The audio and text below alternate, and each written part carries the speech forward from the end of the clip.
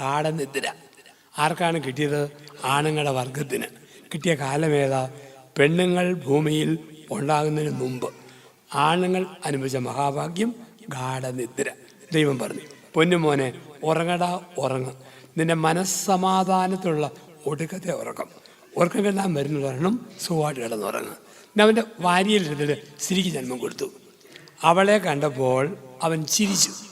ലോകത്ത് ചില ഐറ്റങ്ങൾ ആരംഭിച്ചത് പെണ്ണുങ്ങൾ ഉണ്ടായതിനു ശേഷമാണ്. സ്ത്രീ ഇല്ലാത്ത ലോകം ജില്ലാ ആശുപത്രിയിലെ മോർച്ചറി പോലെയാണ്.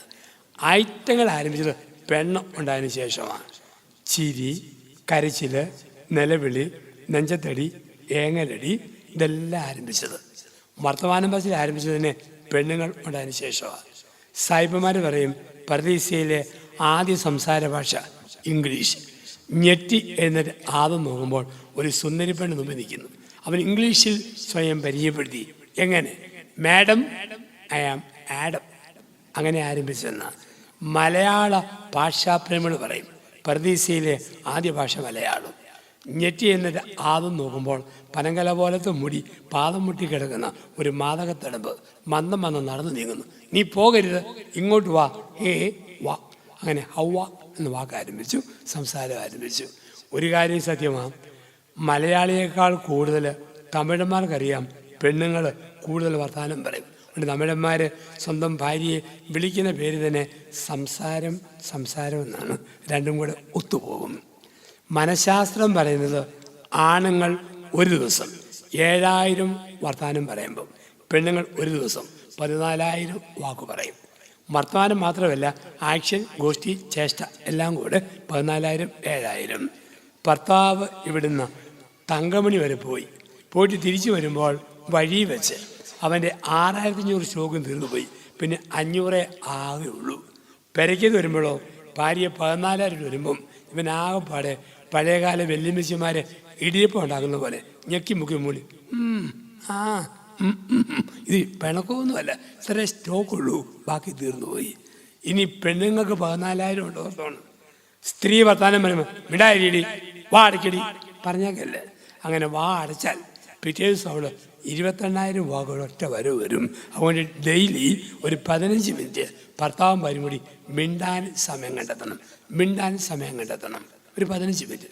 ഞാൻ അച്ഛനാണ്, ഇപ്പം കോടതിയിൽ പോകുന്ന വക്കീലുമാണ്, കുടുംബ കോടതിയായിട്ട് ബന്ധപ്പെട്ട്. അപ്പം പലപ്പോഴും കോടതിയിലെ വലിയൊരു പ്രശ്നം ഈ ആണുങ്ങൾ പെണ്ണുങ്ങളോട് മിണ്ടുകയല്ല. നല്ലവരാ മിണ്ടുക, നാട്ടിൽ നല്ല ആളാണ്. പക്ഷെ പെമ്പർനോത്തിയെ കാണുമ്പം രാജസ്ഥാൻമാരുടെ പരസ്യം പോലെ ഒരൊറ്റ നിപ്പുണ്ട്, വർത്താനം പറച്ചിലില്ല. അപ്പം ഞാൻ ധ്യാനത്തിൽ പറഞ്ഞു, നല്ല ഭർത്താക്കന്മാർ ഉറങ്ങാൻ പോകുന്നതിന് മുമ്പ് ഭാര്യയോട് 15 മിനിറ്റ് അടുത്തിരുന്ന് വർത്താനം പറയണം. ഒരു സ്ത്രീ പറയും, എൻ്റെ അച്ഛോ 15 മിനിറ്റ് വേണ്ടി മനുഷ്യൻ 5 മിനിറ്റ് വേണ്ടിയാൽ മതി. ഇയാൾ സന്ധ്യയാകുമ്പം 3 അടിയുടെ കാര്യം പറയും, വേറെ ഒന്നും പറയത്തില്ല. 3 അടി, 3 അടി. 1 കുരിശ് വരയ്ക്കടി, 2 കഞ്ഞി വിളമ്പടി, 3 പാവിരിക്കടി. ഈ 3 അടിയേ ഉള്ളൂ, വേറെ ഒന്നുമില്ല. ഒരു സ്ത്രീ പറഞ്ഞു, എനിക്ക് എൻ്റെ കെട്ടിയവനെ കാണുമ്പം അടിവേർ നോക്കി ഒരു തൊഴി കൊടുക്കാനകത്തൊന്ന്. ഞാൻ ചോദിച്ചു, അതിൻ്റെ അടിയെന്ന് ചോദിച്ചു.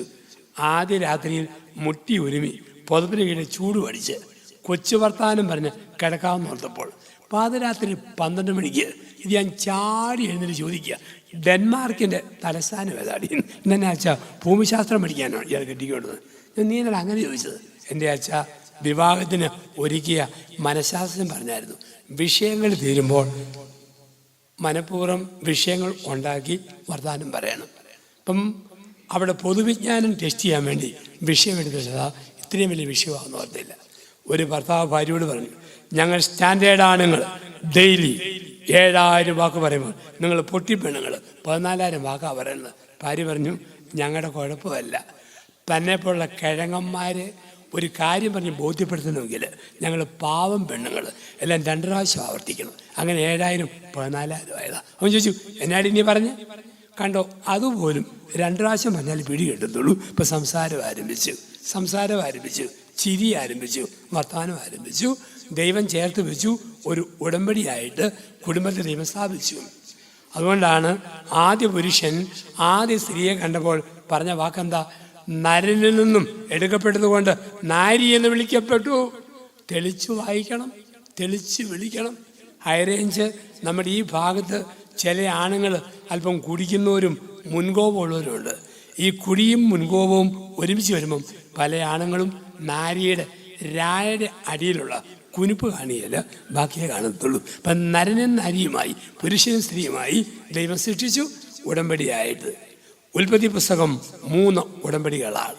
ഈ ലോകത്തിലെ ഒന്നാമത്തെ ഉടമ്പടി ഉൽപ്പത്തി 2:23. ആദ്യ പുരുഷൻ ആദ്യ സ്ത്രീയോട് പറഞ്ഞു, മോളെ നീ എൻ്റെ അസ്ഥിയുടെ അസ്ഥിയും മാംസത്തിൻ്റെ മാംസവും. ഒന്നാമത്തെ ഉടമ്പടി അതാണ്, നീ എൻ്റെ അസ്ഥിയുടെ അസ്ഥിയും മാംസത്തിൻ്റെ മാംസവും. രണ്ടാമത്തെ ഉടമ്പടി ഉൽപ്പത്തി 9, ദൈവവും നോഹയും തമ്മിൽ. മൂന്നാമത്തെ ഉടമ്പടി ഉൽപ്പത്തി 12, ദൈവവും അബ്രഹാമും തമ്മിൽ. ഉടമ്പടിക്ക് ഇംഗ്ലീഷിൽ 2 വാക്കാണ്. 1 കോൺട്രാക്റ്റ്, 2 കവനന്റ്.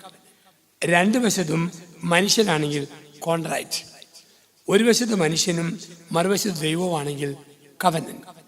നരേന്ദ്രമോദിക്ക് ബൈഡനുമായി കോൺട്രാക്റ്റ്, മോശയ്ക്ക് ദൈവവുമായി കവനന്റ്. ആദ്യമായിട്ട് നരേന്ദ്രമോദി വാഷിങ്ടൺ DC ഡൊണാൾഡ് ട്രംപിനെ കാണാൻ വന്നപ്പോൾ അവിടുത്തെ സീറോ മലബാർ പള്ളിയിൽ ഞാൻ ധ്യാനിപ്പിച്ചുകൊണ്ടിരിക്കുക.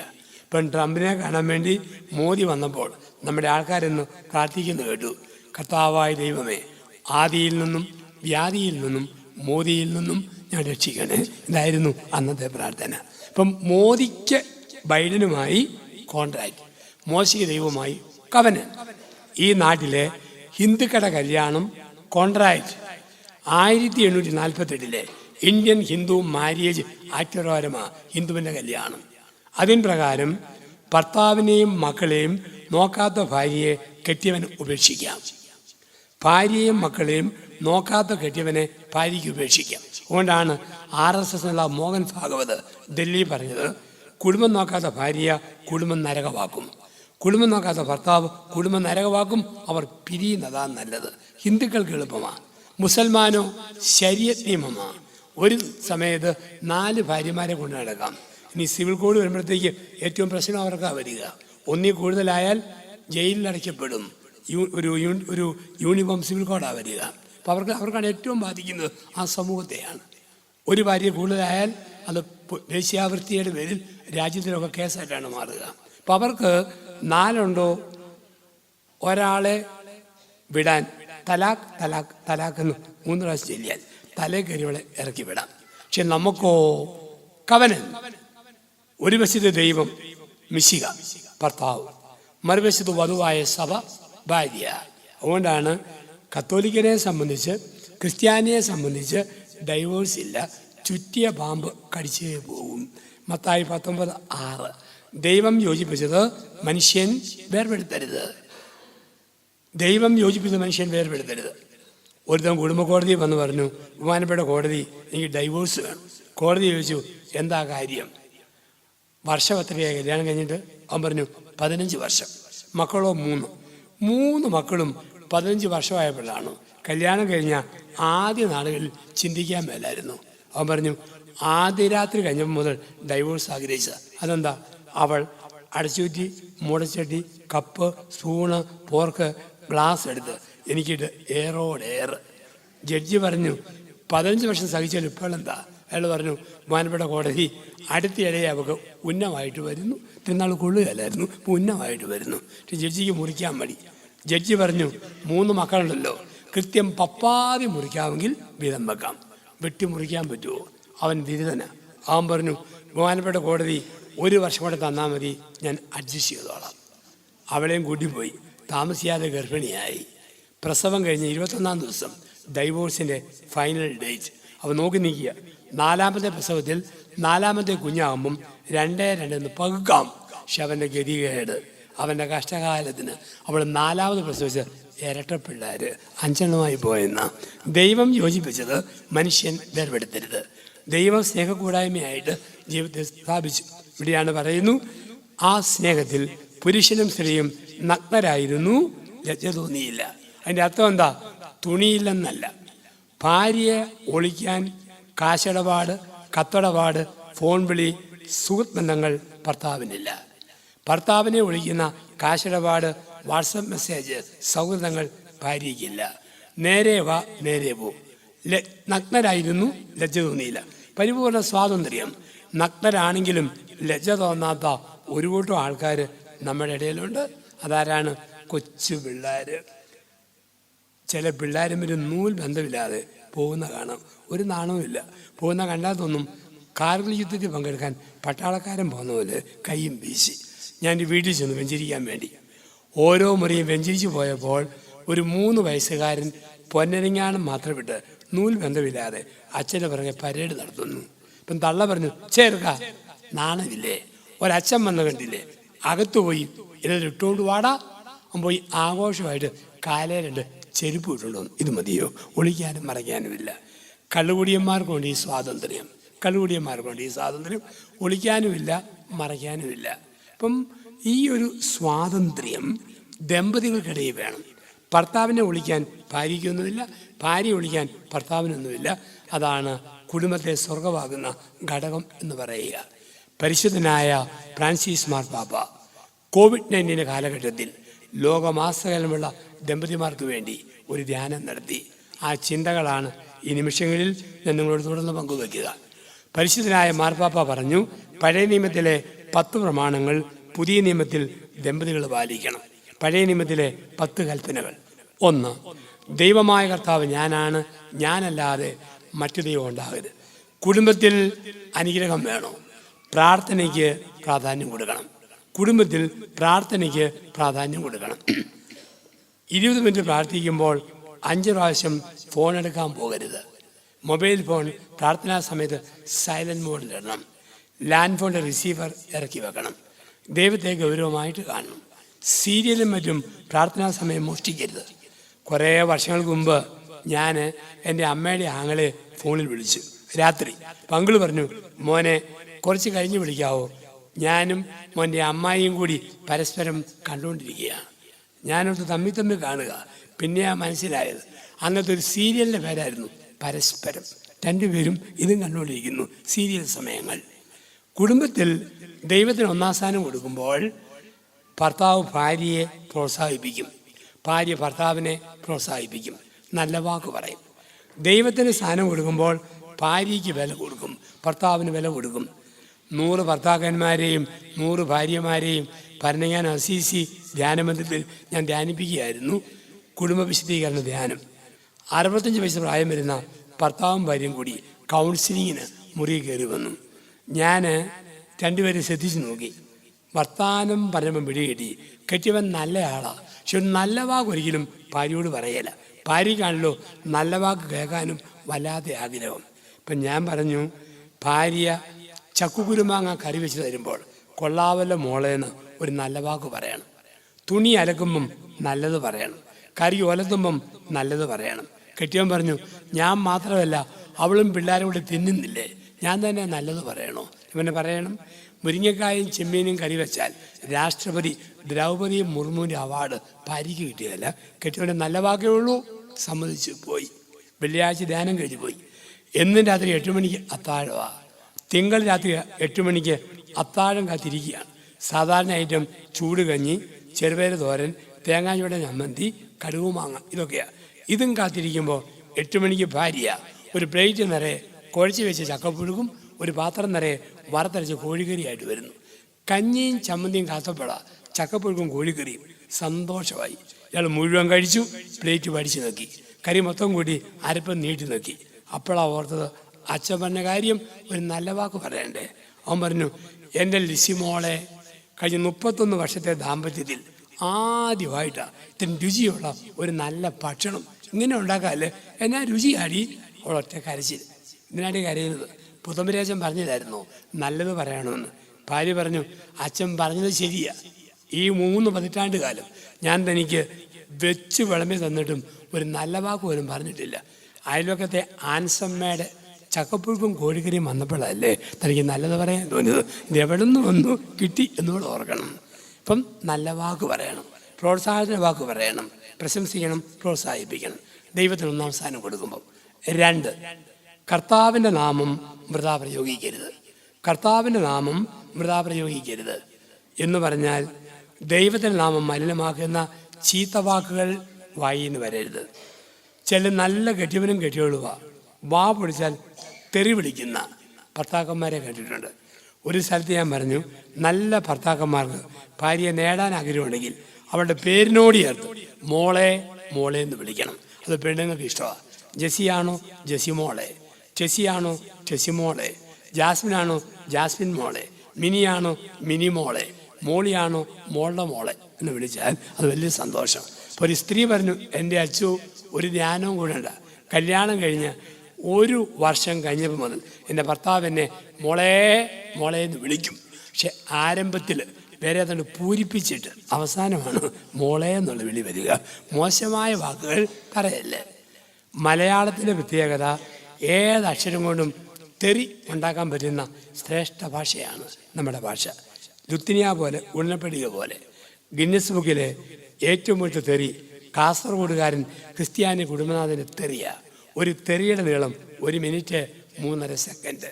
ഉള്ളടക്കം ആര് തെറി കേട്ടോ, തെറി കേട്ടവൻ്റെ 7 തലമുറകളിലുള്ള അപ്പനപ്പൂപ്പന്മാരുടെ സകല അവയവങ്ങളും തലോടി കടന്നുപോയ ഒരു അന്താരാഷ്ട്ര തെറിയുന്ന. അപ്പം ചീത്ത വാക്കുകൾ കുടുംബത്തിൽ പറയല്. ഒപ്പം നേർച്ചക്കടം വെച്ചുകൊണ്ടിരിക്കല്ലേ. ദൈവത്തെ വഞ്ചിക്കരുത്. നേർച്ച നേർന്നോ കൃത്യമായി നിറവേറ്റണം. നിറവേറ്റിയില്ലെങ്കിൽ നേർച്ചക്കടത്തിൻ്റെ 10 ഇരട്ടി തുക മരുന്നിന് പോവും, വീട്ടിൽ നിന്ന് ചോർന്നു പോവും. ഇത് വലിയൊരു സത്യമാണ്.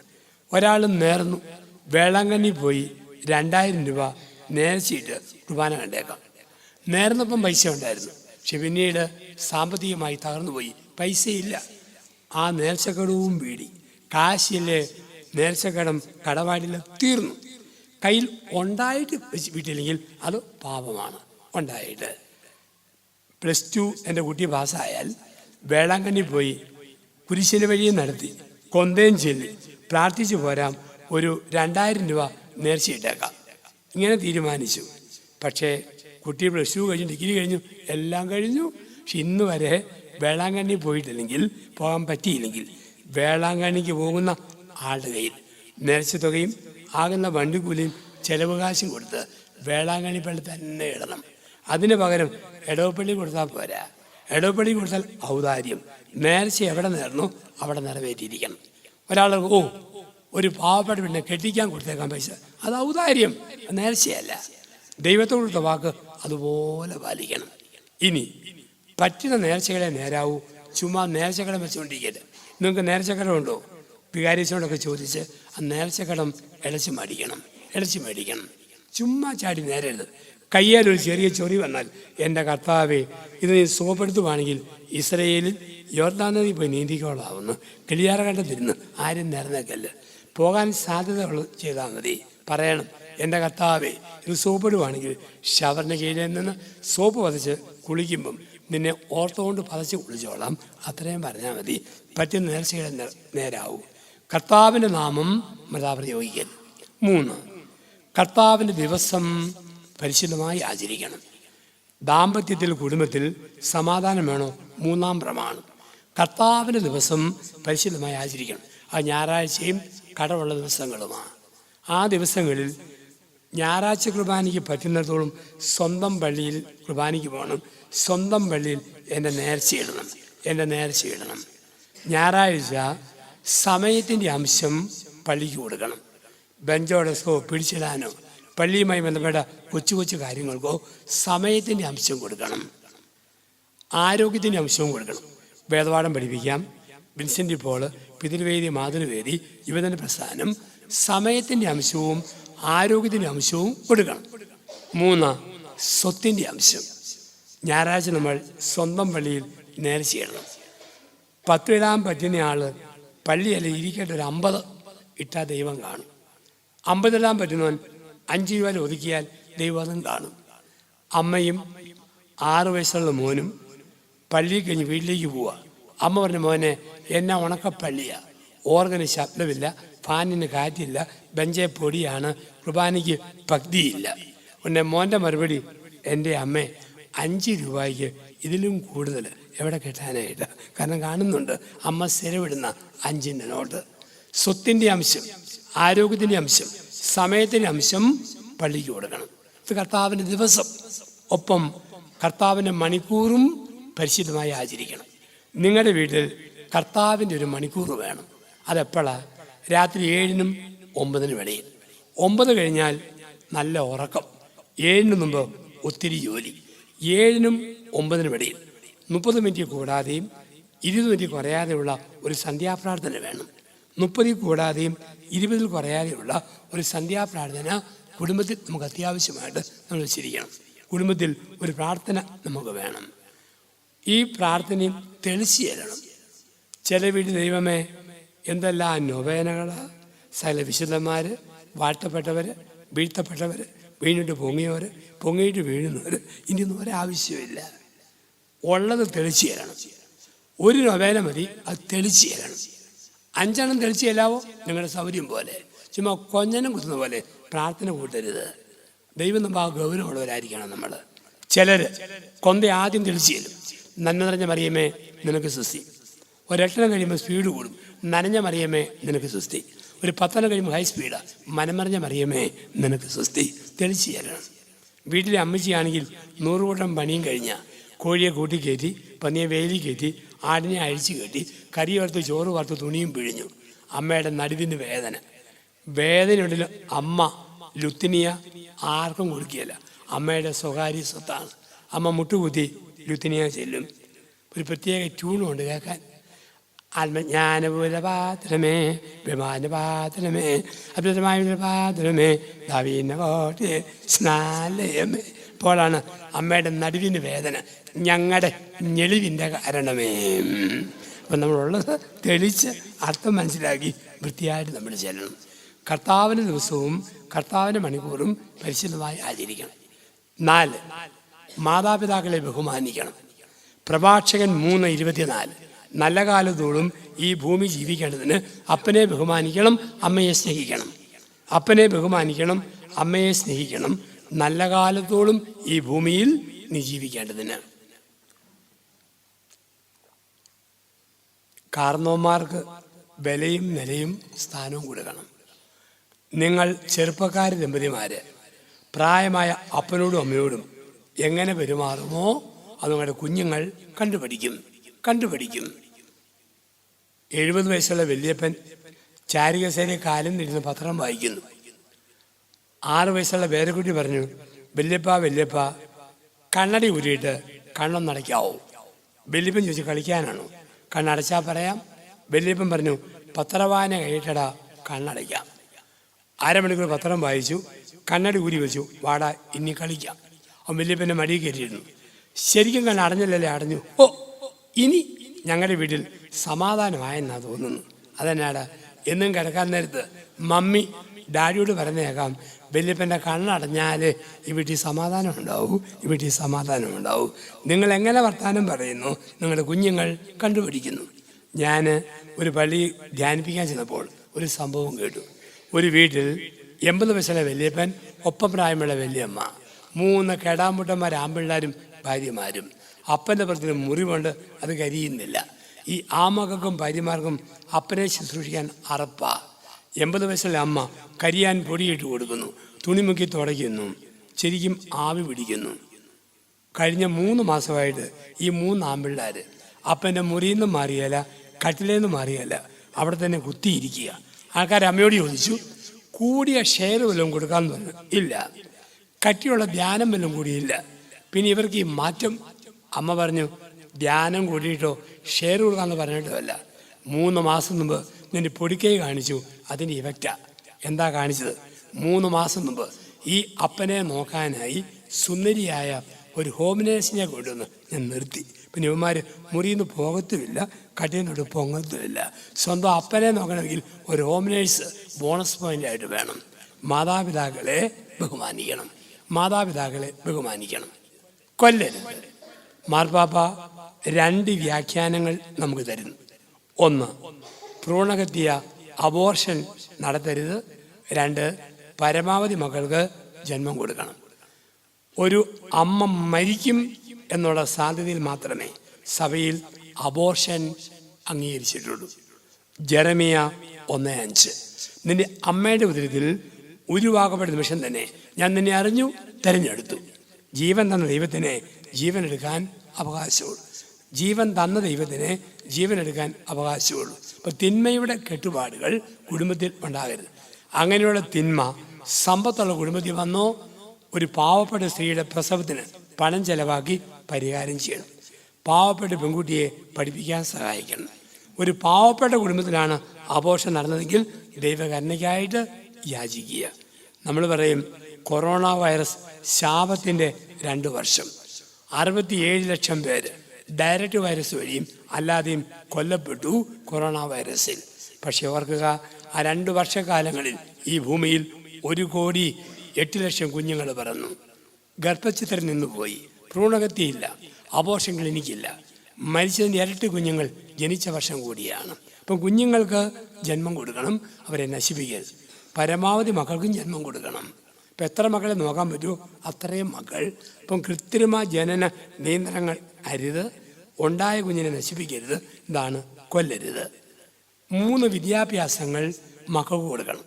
1 ഭൗതിക വിദ്യാഭ്യാസം, പരമാവധി മക്കളെ പഠിപ്പിക്കണം. ഇന്ന് മൊബൈൽ ലോകമാണ്. പല പിള്ളേരും അമ്മയപ്പനെയും വഞ്ചിക്കുന്ന കുഞ്ഞുങ്ങളാണ്. എനിക്ക് 100 കൗൺസിലിംഗ് അനുഭവമുണ്ട്. പഠിക്കുന്ന പോലെ കയറിയിരിക്കും, വേണ്ടാത്ത സൈറ്റിലേക്ക് കുഞ്ഞുങ്ങൾ പോകും. ഇന്നുണ്ട് പുതിയ സംവിധാനം, parental application of mobile phone. കൊച്ചെന്നാ കാണുന്നു അതേസമയം അമ്മയുടെ ഫോണിൽ തെളിഞ്ഞു വരും, അപ്പൻ്റെ ഫോണിൽ തെളിഞ്ഞു വരും. ആ സിസ്റ്റങ്ങൾ പേരൻസ് ഉപയോഗിക്കാൻ പഠിക്കണം. അതുപോലെ കുഞ്ഞുങ്ങൾ 3 വയസ്സിനും 12 വയസ്സിനിടയിലുള്ള കുഞ്ഞുങ്ങൾ മാക്സിമം 20 മിനിറ്റ് മൊബൈൽ ഫോൺ കൈപിടിക്കാവൂ. കൂടുതൽ പിടിച്ചാൽ 12-ാം വയസ്സിൽ കാരണവന്മാർക്ക് മക്കൾ ഒരു സമ്മാനം തരും. തലച്ചോറിൽ ക്യാൻസറുള്ള ഒരു കുഞ്ഞിനെ നിങ്ങളുടെ വീട്ടിൽ നിങ്ങൾക്ക് സ്വന്തമായി വെക്കാം. തെണ്ടി കുത്തുവാള എടുക്കുന്ന പോലെ. ഇത് അച്ഛന്മാരുടെ പുണ്യപ്രസംഗമല്ല, ഈവനോടെ ആരോഗ്യമേഖല പഠിപ്പിക്കുന്നു. മൊബൈൽ ഫോൺ കുഞ്ഞുങ്ങൾ ചെവി വെക്കരുത്. 20 മിനിറ്റുള്ളിൽ കൈപിടിച്ചാൽ ബ്രെയിൻ ട്യൂമറിൻ്റെ സാധ്യതയുണ്ട്. അതുപോലെ പറയും, കാർട്ടൂൺ കാണിച്ച് കുഞ്ഞുങ്ങളുടെ കാട്ടുപന്നിയുടെ പടക്കം വരുന്നത് ഉരുളി വിട്ട് വായി തള്ളി കയറ്റരുത്. അങ്ങനെ കയറ്റിയാൽ ദഹനരസം ഇല്ലാതെ വരും. 9-ാം വയസ്സിൽ നിങ്ങളുടെ കുഞ്ഞുങ്ങൾക്ക് മറ്റൊരു രോഗം, കുടലിൽ അൾസർ. മുതിർന്നവരും TV കണ്ടുകൊണ്ട് ഭക്ഷണം കഴിക്കരുത്. അങ്ങനെ കഴിച്ചാൽ നമുക്കും ഉണ്ടാകും ഉദര രോഗങ്ങൾ കൂടുതലായിട്ട്. ഇപ്പം ഭൗതിക വിദ്യാഭ്യാസം. 2 ആത്മീയ വിദ്യാഭ്യാസം, സ്നേഹസേന, കുഞ്ഞു മിഷണറി, കടുകുമണി കുഞ്ഞുങ്ങൾക്കുള്ള മാസിക വരുത്തി കൊടുക്കണം. Goodness, Shekinah, Shalom channel, Bible കിസുകൾ, ബൈബിൾ കാർട്ടൂണുകൾ കുഞ്ഞുങ്ങളെ കാണിച്ചു പഠിപ്പിക്കണം. ഒപ്പം സന്ധ്യാപ്രാർത്ഥനയിൽ ചില ഭാഗങ്ങൾ കുഞ്ഞുങ്ങളെ നയിക്കണം. ബൈബിൾ വായന കുഞ്ഞുങ്ങളെ കൊണ്ട് നടത്തിപ്പിക്കണം. കാരണവന്മാർക്ക് വേണ്ടി നിങ്ങൾ കുർബാന അർപ്പിക്കുമെങ്കിൽ ആ പൈസ മക്കളെ കൊടുത്തു വിടണം, അച്ഛനെ കൊണ്ട് കൊടുക്കുക. കുഞ്ഞുങ്ങൾ അറിയണം ഇങ്ങനെ പാരമ്പര്യം കുടുംബത്തിലുണ്ട്. ഇതൊക്കെ ആത്മീയ വിദ്യാഭ്യാസമാണ്. മിഷൻ ലീഗ്, അൾത്താരപാരസഖ്യം, ഇതൊക്കെ കൊച്ചു പിള്ളേർ 10 വയസ്സാകുമ്പം നിർബന്ധിച്ച് ചേർക്കണം. ആൾത്താരോട് ചേർന്ന് വൈദികരോട് ചേർന്ന് ആ കുഞ്ഞുങ്ങൾ വളരാൻ വേണ്ടിയിട്ടാണ്. ചില കുഞ്ഞുങ്ങൾ അൾത്താരബാലനാകാൻ മടി കാണിക്കും. പക്ഷെ ഒരിക്കലായി കഴിഞ്ഞു പിന്നെ ഓടുന്ന കാണാം. ആദ്യം ചെന്നില്ലെങ്കിൽ അൾത്താരയിൽ സ്പേസ് ഇല്ല. ഒരു 10 വയസ്സുകാരൻ ആദ്യമായിട്ട് കുർബാനയ്ക്ക് വിടാൻ വേണ്ടി പഠിച്ചു. അന്ന് വേറെ കപ്പ്യാരന്മാരില്ല. വികാരിച്ചൻ പറഞ്ഞു, നീ തന്നെ ഇന്ന് ലേഖനം വായിച്ചോളാൻ പറഞ്ഞു. അവൻ പേടിച്ചു പോയി. അവൻ പേടിച്ച് വിറച്ച് അവൻ ലേഖനം വായിച്ചു. അവൻ വായിച്ചത് ഇങ്ങനെ: പ്രിയ സഹോദരരെ, വിശുദ്ധ പൗലോസ്ലീഹ അപ്പസ്തോല പ്രവൃത്തിക്കാർക്ക് എഴുതിയ ലേഖനത്തിൽ നിന്നുള്ള വായന. ആൾക്കാരൊറ്റ ചിരി. അച്ഛൻ അരിശം കാണിച്ചു. അവന് മനസ്സിലായി തിരുത്താൻ പറ്റിയല്ല, അവൻ ബിരുദന. അവൻ അച്ഛൻ്റെ നേരെ തിരിഞ്ഞു പറഞ്ഞു, ഗുരു അഡ്ജസ്റ്റ് ചെയ്താലും ഏതായാലും വായിച്ചു പോയില്ലേ. ഒരു ആത്മീയ വിദ്യാഭ്യാസം, ഭൗതിക വിദ്യാഭ്യാസം, ആത്മീയ വിദ്യാഭ്യാസം. 3 സെക്സ് എഡ്യൂക്കേഷൻ. ഇന്ന് 10 വയസ്സായ ആൺകുട്ടിക്ക് ദൈവം ആണിൻ്റെ ദേഹത്ത് വരുന്ന മാറ്റം അപ്പൻ ആൺകുട്ടിക്ക് പറഞ്ഞു കൊടുക്കണം. അല്ലെങ്കിൽ ക്രിസ്ത്യൻ പുസ്തകാലിൽ നിന്ന് സഹായിക്കുന്ന പുസ്തകം മേടിച്ചു കൊടുക്കണം. പെൺകുട്ടി അമ്മ ഒരു പെണ്ണിൻ്റെ ദേഹത്ത് ദൈവം വരുന്ന മാറ്റം പറഞ്ഞു കൊടുക്കണം. ഇല്ലെങ്കിൽ അവൾ വളരുന്നു എന്ന പുസ്തകം ക്രിസ്ത്യൻ ബുക്സ്റ്റാളിൽ നിന്ന് മേടിച്ചു കൊടുക്കണം. ഇതിൻ്റെ വലിയൊരു പ്രശ്നം, ആഘോഷമായ കുർബാന സ്വീകരണത്തിന് കുഞ്ഞുങ്ങളെ ഒരുക്കുമ്പം ടീച്ചർമാർ എല്ലാം പറഞ്ഞു കൊടുക്കും. കൊല്ലരുത്, മോഷ്ടിക്കരുത്, കള്ളസാക്ഷ്യം പറയരുത്. ഇപ്പോൾ വില്ലൻ 6-ാം പ്രമാണം, നീ വ്യഭിചാരം ചെയ്യല്ല. ഉടനെ 10 വയസ്സുകാരൻ്റെ ചോദ്യം, ടീച്ചറെ ഈ വ്യഭിചാരം ചെയ്തെന്ന് പറഞ്ഞാൽ അതിൻ്റെ അർത്ഥം എന്നാ? ടീച്ചർ പറഞ്ഞു, ഞാനെന്നാ പറയാനാ? വീട്ടിൽ ചെന്ന് നിന്റെ അപ്പനോടോ അമ്മയോടോ ചോദിക്കുക, അവർ പറഞ്ഞേക്കും. അവൻ വീട്ടിൽ ചെന്നു, അപ്പനോട് മടി. അവൻ നോക്കുമ്പോൾ അമ്മ പഴയ അരകല്ല് കറിക്ക് ഇങ്ങനെ അരയ്ക്കുമ്പം നെറ്റിയിലെ വേർപ്പും കൂടെ വടിച്ച് ഉപ്പാന്നും പറഞ്ഞ് ഒഴിക്കുമ്പം അവൻ ചെന്ന് ചോദിച്ചു, അമ്മേ എന്നാടാ ഈ വ്യഭിചാരം ചെയ്തെന്ന് പറഞ്ഞാൽ അതിൻ്റെ അർത്ഥം എന്നാ? ആഹാ, അമ്മയോട് തന്നെ ചോദിക്കണമല്ലേ. ഒരു കിഴുക്കും ഒരു ഉന്തും ഒരു തള്ളും വെച്ച് കൊടുത്തു. അവൻ കരഞ്ഞോണ്ട് പോയി. കുറച്ച് കഴിഞ്ഞ് അമ്മ ഓർത്തു, മോൻ ചോദിച്ചതല്ലേ, എന്തേലും പറയണ്ടേ? ഇവൻ്റെ ബലഹീനതയുണ്ട്, എപ്പോഴും തലയും കുത്തി നിൽക്കുക, തലയും കുത്തി നടക്കുക. അത് മാറ്റിക്കിട്ടാൻ അമ്മ ആഗ്രഹിക്കുന്ന കാലമാണ്. അമ്മ പറഞ്ഞു, മോനെ, തലയും കുത്തി നിൽക്കുന്നതിനും തലയും കുത്തി നടക്കുന്നതിനും ബൈബിളിൽ പറയുന്ന വാക്കാണ് വ്യഭിചാരം. ഇനി മേലിൽ മോനെ ചെയ്തേക്കല്ല. അവൻ പേടിച്ചു പോയി. എന്തൊരു കഠിന ഭാവി, ഡെയിലി 8ഉം 10ഉം വ്യഭിചാരമാണല്ലോ എൻ്റെ ദൈവമേ ചെയ്തത്. പിറ്റേ ശനിയാഴ്ച പ്രായമുള്ളവർ കുമ്പസാരിക്കുമ്പോൾ ഇവനും ഇടയ്ക്ക് കയറി. അവൻ അച്ഛനോട് അപ്പനെ കുപ്പാന്ന് വിളിച്ചു, അമ്മയെ കുമ്മേന്ന് വിളിച്ചു, പിച്ചി പറിച്ചു, മന്തി പറിച്ചു, കട്ടി തിന്നു, ഉറക്കം തോന്നി, കൊതി തോന്നി. അച്ഛൻ മൂളി കേട്ടു. ഇത് മാത്രമല്ല അച്ഛാ, കട്ടികൂടിയ പാപം ചെയ്യുമായിരുന്നു, നിർത്തിയിട്ട് 10 ദിവസമായുള്ളൂ. ശരി, പടാ പിള്ളേരെന്നെ കട്ടിയുള്ള പാപം ചെയ്യുന്നു. വെറുതൊന്നുമല്ല, വ്യഭിചാരം ഡെയിലി 10 എണ്ണം വരെ ചെയ്തിട്ടുണ്ട്. ശരി, പോടാ കള്ളം പറയാതെ. അവൻ പറഞ്ഞു, അച്ഛനാ പള്ളിയാന്ന് കരുതിയല്ല, ഇവിടെയും ചെയ്ത് കാണിക്കാൻ തയ്യാറാണ്. അവൻ ഓടി വന്ന് മധുബഹയുടെ മുമ്പിൽ തലയും കുത്തി കാലും പൊക്കി ഒറ്റ നിപ്പ്. ഇതുകൊണ്ട് തീരുവോ? ഇത് കണ്ടപാടെ പ്രായമായ അപ്പച്ചമാരും അമ്മച്ചമാരും മുണ്ടും കുടഞ്ഞെടുത്ത് കുംസാരക്കുള്ളിൽ ഒന്ന് ഒറ്റ ഓട്ടം. എൻ്റെ ദൈവമേ, ഈ വല്യച്ഛൻ ഇത്രയും ചെറിയ കുട്ടിക്ക് ഇത് കൂട്ട് പ്രായശ്ചിത്വമാണ് കൊടുക്കുന്നെങ്കിൽ ഞങ്ങൾക്ക് എന്നാ വരാൻ പോണത്? ഇപ്പോൾ 3 വിദ്യാഭ്യാസങ്ങൾ, ഭൗതിക വിദ്യാഭ്യാസം, ആത്മീയ വിദ്യാഭ്യാസം, സെക്സ് എഡ്യൂക്കേഷൻ നമ്മൾ കൊടുക്കുന്നു. എന്നിട്ട് കുഞ്ഞുങ്ങളെ ജീവിത നിലവാരത്തിലേക്ക് കൈപിടിച്ച് ഉയർത്തും. 6 വിശുദ്ധി വേണോ? വ്യഭിചാരം ചെയ്യല്ല. എന്താണ്? പരസ്ത്രീ ബന്ധം, പരപുരുഷ ബന്ധം അരുത്. വിവാഹേതര ബന്ധങ്ങൾ ഒരിക്കലും ഉണ്ടാകരുത്. അതിന് ഗൗരവം അറിയാം. നമുക്കുണ്ടാകുന്ന വ്യഭിചാരം ഹൃദയത്തിലാണ്. ഹൃദയത്തിൽ കിളിയാർകണ്ടം വളരെ ഒരു ഉൾപ്രദേശമാണ്. സിറ്റിയിൽ കട്ടപ്പനയൊക്കെ ആൾക്കാർ പറയുന്നു, ഇവിടുത്തെ പല ആണുങ്ങൾക്കും 2 ഭാര്യമാരുണ്ട്, പല പെണ്ണുങ്ങൾക്കും 2 കെട്ടിയവന്മാരുണ്ട്. ഒരു സഹോദരി എന്നെ തുറിച്ചു നോക്കുന്നു, കുളവാക്കാൻ വന്നതാണോ എന്ന പരുവത്തിൽ. ഞാൻ തന്നെ വ്യാഖ്യാനിക്കാം. വിവാഹത്തിന് മുമ്പ് പെണ്ണുങ്ങൾക്ക് സ്വപ്നം, ഞാൻ കെട്ടുന്ന പുരുഷൻ, മമ്മൂട്ടിയുടെ ശരീരഘടന, മോഹൻലാലിൻ്റെ ചെരിഞ്ഞുള്ള നടപ്പ്, പൃഥ്വിരാജിൻ്റെ കുറ്റിമീശ, ഉണ്ണിമുഖത്തിൻ്റെ കട്ടിമസിൽ, ഇതെല്ലാം വേണം. പക്ഷെ കിട്ടിയതോ കൊടക്കമ്പി പോലെ മെലിഞ്ഞ ഒരാളെ കിട്ടി. പിന്നെ കട്ടിമീശക്കാരനെ ഓർക്കല്ലേ, കിട്ടിയ ആളെ കൊണ്ട് വീണ്ടും ചിന്തിച്ചാൽ ഹൃദയത്തിലെ വ്യഭിചാരം. ആണുങ്ങൾക്ക് സ്വപ്നം, ഞാൻ കെട്ടുന്ന പെണ്ണിന് 80കളിലെ ശോഭനയുടെ സൗന്ദര്യം, മഞ്ജുവാര്യയുടെ പല്ല്, ദിവ്യാമണിയുടെ പെടലി, കാവ്യമാധവൻ്റെ ആ ഉന്തിയ കണ്ണ്, ഇതൊക്കെ ആയിരിക്കണം എൻ്റെ പെണ്ണ്. പക്ഷെ കിട്ടിയതോ ചാളമേരിയെ പോലെ ഒരാളെ കിട്ടിയ ആളെ കൊണ്ട് സന്തോഷമായിട്ട്. ഭാവനയിലെ ഭർത്താവിനെ ഉപേക്ഷിക്കുക, ഭാവനയിലെ ഭാര്യ ഉപേക്ഷിക്കുക, ദൈവം തന്ന ആളുമായിട്ട് സന്തോഷമായിട്ട് ജീവിക്കുക. ഇപ്പം വ്യഭിചാരം ചെയ്യൽ. 7 കള്ളസാക്ഷ്യം പറയല്. പണ്ട് ഊമക്കത്ത്, സ്വരമാറ്റി ഫോൺ വിളി, പല വിധത്തിൽ ആൾക്കാരുടെ പേര് നശിപ്പിക്കാം. ഇന്ന് വാട്സപ്പാണ്. വാട്സപ്പ് ഒരു കാര്യം നിങ്ങൾ ഓർത്തോണം, വാട്സപ്പിൽ വരുന്ന വാർത്ത ഒന്നും അറിയാതെ ഷെയർ ചെയ്യരുത്. ഏത് 3-ാം കൂലിക്കും വാട്സപ്പിൽ വാർത്ത ഇടാൻ പറ്റും, ഒരു നിലവാരമില്ലാത്തവനും സ്റ്റാൻഡേർഡ് ഇല്ലാത്തവനും. പിന്നെ അറിയുക ഇത് കള്ളവാർത്തയാണ്. ടി വിയിൽ ഒരു വാർത്ത വന്നോ വിശ്വസിക്കുക. എസ് ജാനകി എന്ന ജാനകി അമ്മ 3 പ്രാവശ്യം മരിച്ചെന്ന് വാട്സപ്പിൽ വാർത്ത വന്നു. ഇന്നും ജാനകി അമ്മ മദ്രാസിലുണ്ട്. ഇന്നസെൻ്റ് മരിക്കുന്നതിന് മുമ്പ് 2 പ്രാവശ്യം മരണ വാർത്ത വന്നു. കൊല്ലത്തൊരു സീരിയൽ നടൻ മരിച്ചു എന്ന് വാർത്ത. അവൻ തന്നെ പറയുന്നു, ഞാൻ മരിച്ചിട്ടില്ല, ഞാൻ തന്നെയാണിത്, മരിച്ചിട്ടില്ല. ഇപ്പം നമ്മൾ ചുമ്മാ അതും ഇതും ഷെയർ ചെയ്യല്ലേ. വർത്താനം പറഞ്ഞോ, മെസ്സേജ് അയച്ചോ, എന്നാണ് പറയുക. നല്ല പണിയുള്ളവന് തംസപ്പ്, ചെറിയ പണിയുള്ളവന് സിപ്പപ്പ്, ഒരു പണിയില്ലാത്തവന് വാട്സപ്പ് എന്നാണ് പറയുക. അപ്പം നമുക്ക് ഒരിക്കലും ആരുടെയും പേര് നശിപ്പിക്കുന്ന ഒന്നും നമ്മൾ ഷെയർ ചെയ്യരുത്. 8 മോഷ്ടിക്കരുത്. മോഷ്ടിക്കരുത്. എന്താ മോഷ്ടിക്കരുത്? അർഹതയില്ലാത്ത പൈസ കയ്യിൽ വെക്കരുത്.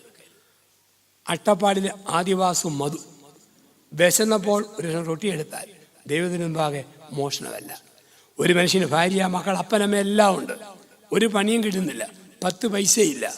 നിങ്ങളുടെ പറമ്പിൽ നിന്ന് ഒരു മൂട് കപ്പ പറിച്ചാൽ ദൈവം മുമ്പാകെ അത് തെറ്റല്ല. നിങ്ങളുടെ തെങ്ങിൽ നിന്നും ഒരു കൊല തേങ്ങ വെട്ടിയാൽ ദൈവം മുമ്പാകെ തെറ്റല്ല. പക്ഷേ പണമുള്ളയാൾക്ക് പിന്നെയും ആർത്തി കാണിക്കുന്നതാണ് മോഷണം. ആശുപത്രിയിലെ നേഴ്സ് മാസം തോറും ശമ്പളം മേടിക്കുന്നവൾ ആശുപത്രിയിൽ നിന്ന് വരുമ്പോൾ 10 ഗുളിക പോക്കറ്റിൽ തിരികെ കയറ്റിയാൽ അതിൻ്റെ പേരാണ് മോഷണം.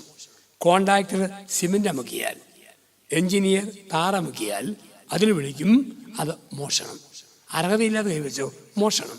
ഒരു സപ്ലൈ ഓഫീസറിയുടെ ധ്യാനിക്കാൻ വന്നിട്ട് പറഞ്ഞു, എൻ്റെ അച്ചോ ലോകം മുഴുവൻ അന്യായം. ഒരു റേഷൻ കടക്കാരൻ ഒരു ഫയലിൽ ഒപ്പിടാൻ വേണ്ടി 500 രൂപ കൈക്കൂലി തന്നത് കള്ളനോട്ടായിരുന്നു എന്ന് മോശമായ ലോകം. കൈക്കൂലിക്ക് കുഴപ്പമില്ല, കള്ളനോട്ടിനാ പ്രശ്നം. നിങ്ങൾ പത്രത്തിൽ കുറേ നാൾ മുമ്പ് ഒരു വാർത്ത വായിച്ചു കാണും. ഉച്ച കഴിഞ്ഞ് 2:30-ക്കും 4 മണിക്ക് ഒരു പറമ്പിൽ 20ഓളം പേര് പണിയുന്നു. മതിലുള്ള പറമ്പ. നോക്കുമ്പോൾ ഒരു തൂമ്പാക്കൈയിൽ ഒരു കാക്ക അനങ്ങാതെ 30 മിനിറ്റ് ഇരിക്കുന്നു.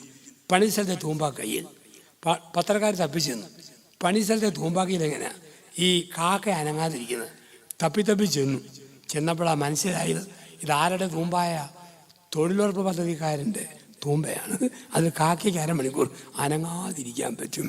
അതുകൊണ്ടാണ് ഈ കളിപ്പീര് കണ്ടപ്പോഴാണ് പ്രധാനമന്ത്രി പറഞ്ഞത്, ഇനി കുത്തുന്ന കുഴിയുടെ ആഴം വളർന്നിട്ട് കൂലി കൊടുത്താൽ മതി. എല്ലാവരുമല്ല, ചുമ്മാ കളിപ്പീരുകാരെ കണ്ടിട്ടുണ്ട്.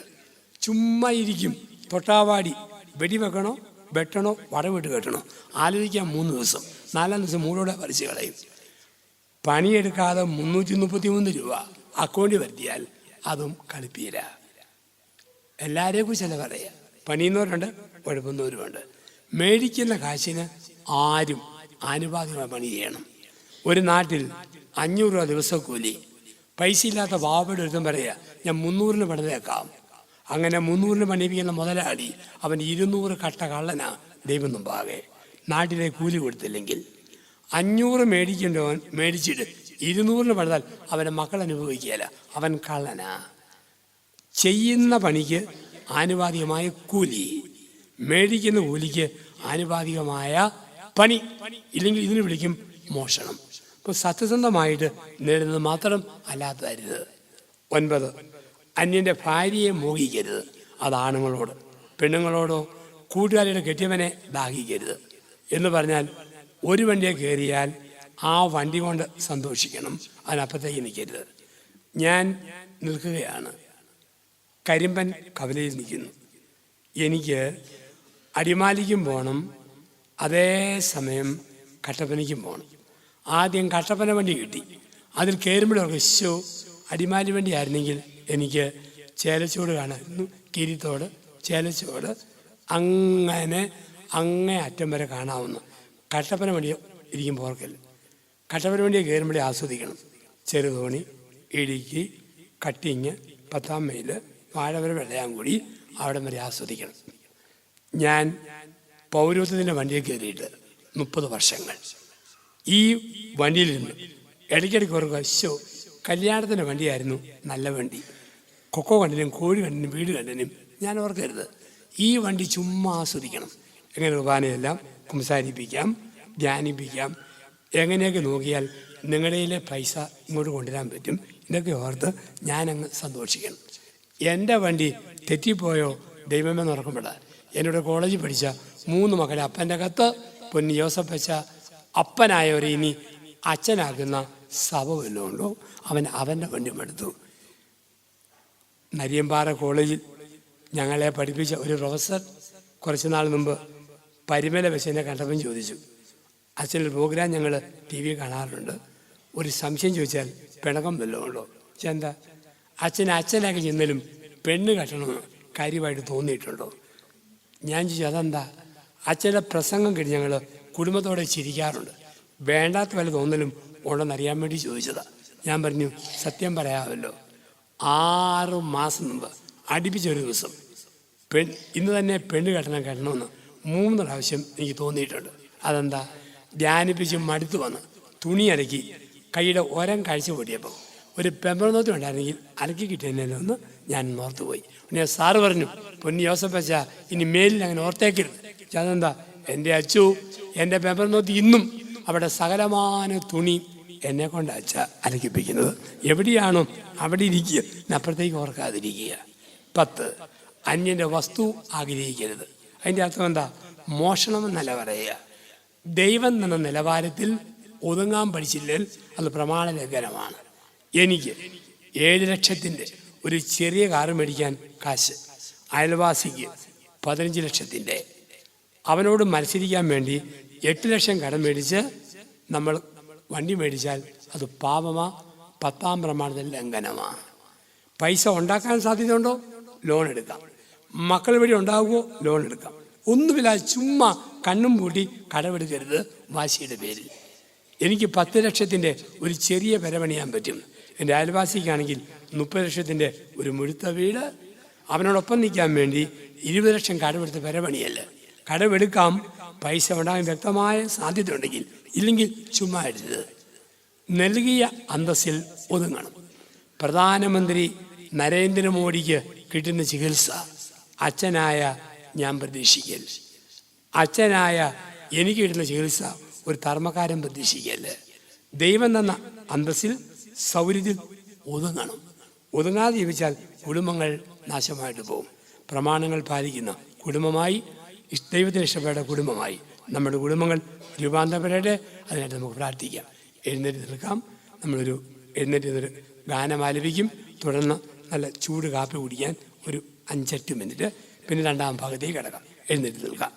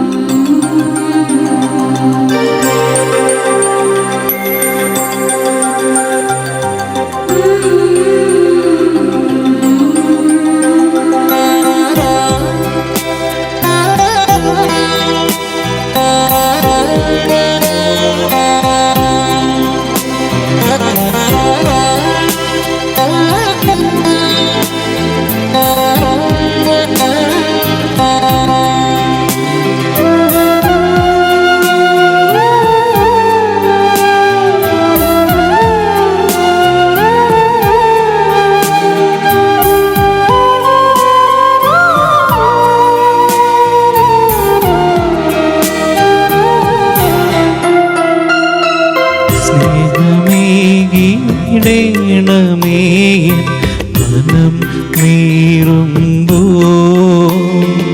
സ്നേഹിതനായി നീ വരണി ഏകനാകുന്നു.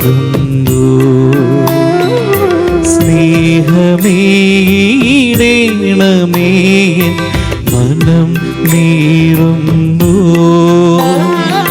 സ്നേഹിതനായി നീ വരണി ഏകനാകുന്നു. ആരും കാണാതെ ഞാൻ കരയുമ്പോൾ, ആരോടും പറയാതെ ഞാനുരുകുമ്പോൾ, ആരും കാണാതെ ഞാൻ കരയുമ്പോൾ, ആരോടും പറയാതെ ഞാനുരുകുമ്പോൾ, ദൈവമേ ആശ്രയം നീ മാത്രമേ, ദൈവമേ ആശ്രയം നീ മാത്രമേ.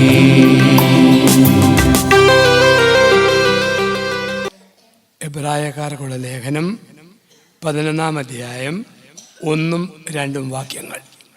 എബ്രായ ലേഖനം 11-ാം അധ്യായം 1-2 വാക്യങ്ങൾ. വിശ്വാസം എന്നത് പ്രത്യാശിക്കുന്ന ലഭിക്കും എന്നുള്ള ഉറപ്പും കാണപ്പെടാത്തവ ഉണ്ട് എന്നുള്ള ബോധ്യവുമാണ്. വിശ്വാസം എന്നത് പ്രത്യാശിക്കുന്നവ ലഭിക്കും നിങ്ങൾ ഉറപ്പും കാണപ്പെടാത്തവ ഉണ്ട് എന്നുള്ള ബോധ്യവുമാണ്. 2 ലോകങ്ങളിലാണ് നമ്മൾ ജീവിക്കുന്നത്. ഒന്ന് കാണുന്ന ലോകം, 2 കാണാത്ത ലോകം. കാണുന്ന ലോകത്തേക്കാൾ വലിയ സത്യം കാണാത്ത ലോകമാണ്. നമ്മൾ കാണുന്നത് രാവിലെ 7 മണിക്ക് കിഴക്കൻ ചക്രവാളത്തിൽ സൂര്യൻ ഉദിക്കുന്നു, വൈകിട്ട് 5 മണിക്ക് പടിഞ്ഞാറൻ ചക്രവാളത്തിൽ സൂര്യൻ അസ്തമിക്കുന്നു. പക്ഷെ സൂര്യൻ ഉദിക്കുന്നുമില്ല, അസ്തമിക്കുന്നുമില്ല. ഭൂമി സൂര്യനെ കറങ്ങിക്കൊണ്ടിരിക്കുന്നു. ആ കറക്കം നമ്മൾ കാണാൻ പോയാൽ നമ്മൾ തന്നെ തല കറങ്ങി താഴെ വീഴും. കാണാത്തതാണ് സത്യം. പള്ളിയിൽ നിന്നും ജംഗ്ഷനിലേക്ക് നടന്നു പോകുമ്പോൾ കാർബൺ ഡൈ ഓക്സൈഡ് ശ്വസിച്ച് മരിക്കാം. മരിക്കാത്തതിൻ്റെ കാരണം കാണാത്ത പണി ഇലകൾ, മരങ്ങൾ ചെയ്യുന്നു. ഓരോ നിമിഷവും ഫോട്ടോസിന്തസിസിലൂടെ ഇലകൾ കാർബൺ ഡൈ ഓക്സൈഡിനെ ഓക്സിജനാക്കി മാറ്റുന്നു. നമ്മൾ കാണുന്നില്ല, കാണാത്തതാണ് സത്യം. അതാണ് ദൃശ്യവും അദൃശ്യവും. വിശ്വാസ പ്രമാണം അതാണ്, ദൃശ്യവും അദൃശ്യവും. കാണുന്നതിനേക്കാൾ വലിയ സത്യം കാണാത്തതാണ്. നമ്മൾ മരണാനന്തരം എന്തെന്ന് കണ്ടിട്ടില്ല, പക്ഷെ വിശ്വസിക്കുന്നു.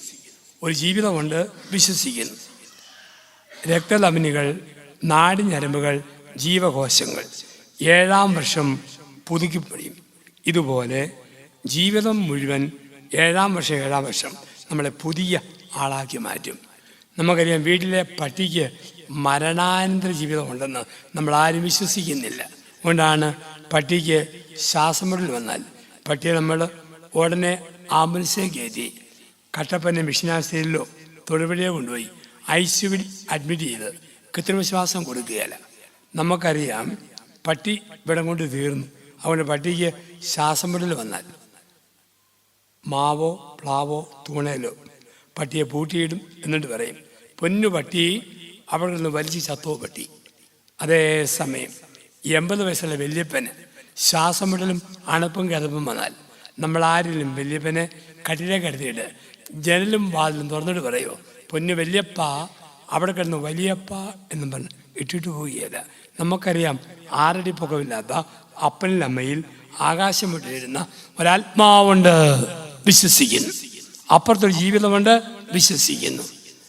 7-ാം വർഷം രക്തധമനികൾ, നാഡിഞരമ്പുകൾ പുതുക്കപ്പെടും. 10-ാം വർഷം ഒരു സ്വഭാവം മരിച്ചിട്ട് പുതിയ സ്വഭാവം ഉണ്ടാവും. 10-ാം വർഷം. അതുകൊണ്ടാണ് ആത്മീയ ജ്ഞാനികളും തത്വചിന്തകന്മാരും മനുഷ്യൻ്റെ ആയുസ്സിനെ 10 കാലങ്ങളായി മുറിക്കും. 10 കാലങ്ങൾ. അവർ പറയും, കുളി 1, കളി 10, എന്ത് 20, മുറി 30, നെറി 40, വെറി 50, ചൊറി 60, തെറി 70, ചിരി 80, കുഴി 90. 10 കാലങ്ങൾ. ഓരോ 10-ാം വർഷം പുതിയ സ്വഭാവം നമ്മളിലുണ്ടാകും. കുളി 1. 1 വയസ്സ് മുതൽ 10 വയസ്സ് വരെ കുഞ്ഞുങ്ങൾക്ക് ഏറ്റവും ഇഷ്ടം കുളിച്ചുകൊണ്ടിരിക്കുക. കലക്കവെള്ളം, കഞ്ഞിവെള്ളം, കാടിവെള്ളം, ഓസിലെ വെള്ളം, ഓടയിലെ വെള്ളം, ഒലിയിലെ വെള്ളം, എന്ത് കിട്ടിയാലും കോരി കുളിക്കുക, വയറെ സോപ്പ് തേച്ച് പതയ്ക്കുക. ചില കൊച്ചുപിള്ളേരെ കാണാം, ഒരു സാമ്പിൾ സോപ്പ് തീരുന്നവരെ വയറയിൽ ഇങ്ങനെ പതച്ചുകൊണ്ടിരിക്കും. മുതിർന്നവരായ നമ്മളും ഏറ്റവും ആസ്വദിക്കുന്നത് കുളിക്കുമ്പം വയറെ സോപ്പ് തേക്കുമ്പോഴാണ്. മൂളിപ്പാട്ടുകൾ, മസ്ത് മസ്ത് ഹേ, മുസ്തഫ മുസ്തഫ ഇവിടെ തിരുമ്പുമ്പോഴാണ്. ഇപ്പം കുളി 1. കളി 10 വയസ്സായോ കളിക്കാനുണ്ട്. കൂടുകൂടു, കുറ്റിപ്പന്ത്, ഞൊണ്ടികളി, വട്ടുകളി, അക്കുകളി, കളിയോട് കളി. എന്ത് 20. 20-ാം വയസ്സിൽ ചോദ്യം ചെയ്യും, എന്നാ പള്ളി, എന്നാ പട്ടക്കാര്, എന്നാ കുമ്പസാരവ, എന്നാ കുർബാനയാ, എന്നാ കൂതാശയാ, ചോദ്യം ചെയ്യും. എന്ത് 20. മുറി 30 വയസ്സായോ വെട്ടൊന്ന്, മുറി 2. ഞാനും എൻ്റെ ഭാര്യയും പറയും, ഞാനും എൻ്റെ ഭർത്താവും പറയും, ആരും ഞങ്ങളെ ഊട്ടാനും ഉടുപ്പിക്കാനും പഠിപ്പിക്കാനും നോക്കണ്ട. മുറി 30. നെറി 40. നേരിനെക്കുറിച്ച്, സത്യത്തെക്കുറിച്ച് ചിന്ത വരുന്നത് 40കളില്ല. 40കളിൽ ദേഹത്തിൻ്റെ ഇളക്കം ഒന്ന് കുറയും, രക്തത്തിൻ്റെ തിളപ്പ് ഒന്നായും, ഭാര്യ ഭർത്താവിനെ ഒതുക്കും, ഭർത്താവ് ഭാര്യയെ അമക്കും, മക്കൾ മാതാപിതാക്കളെ ഇരുത്തും, ചിന്തകൾക്കൊരു മാറ്റം. നെറി 40.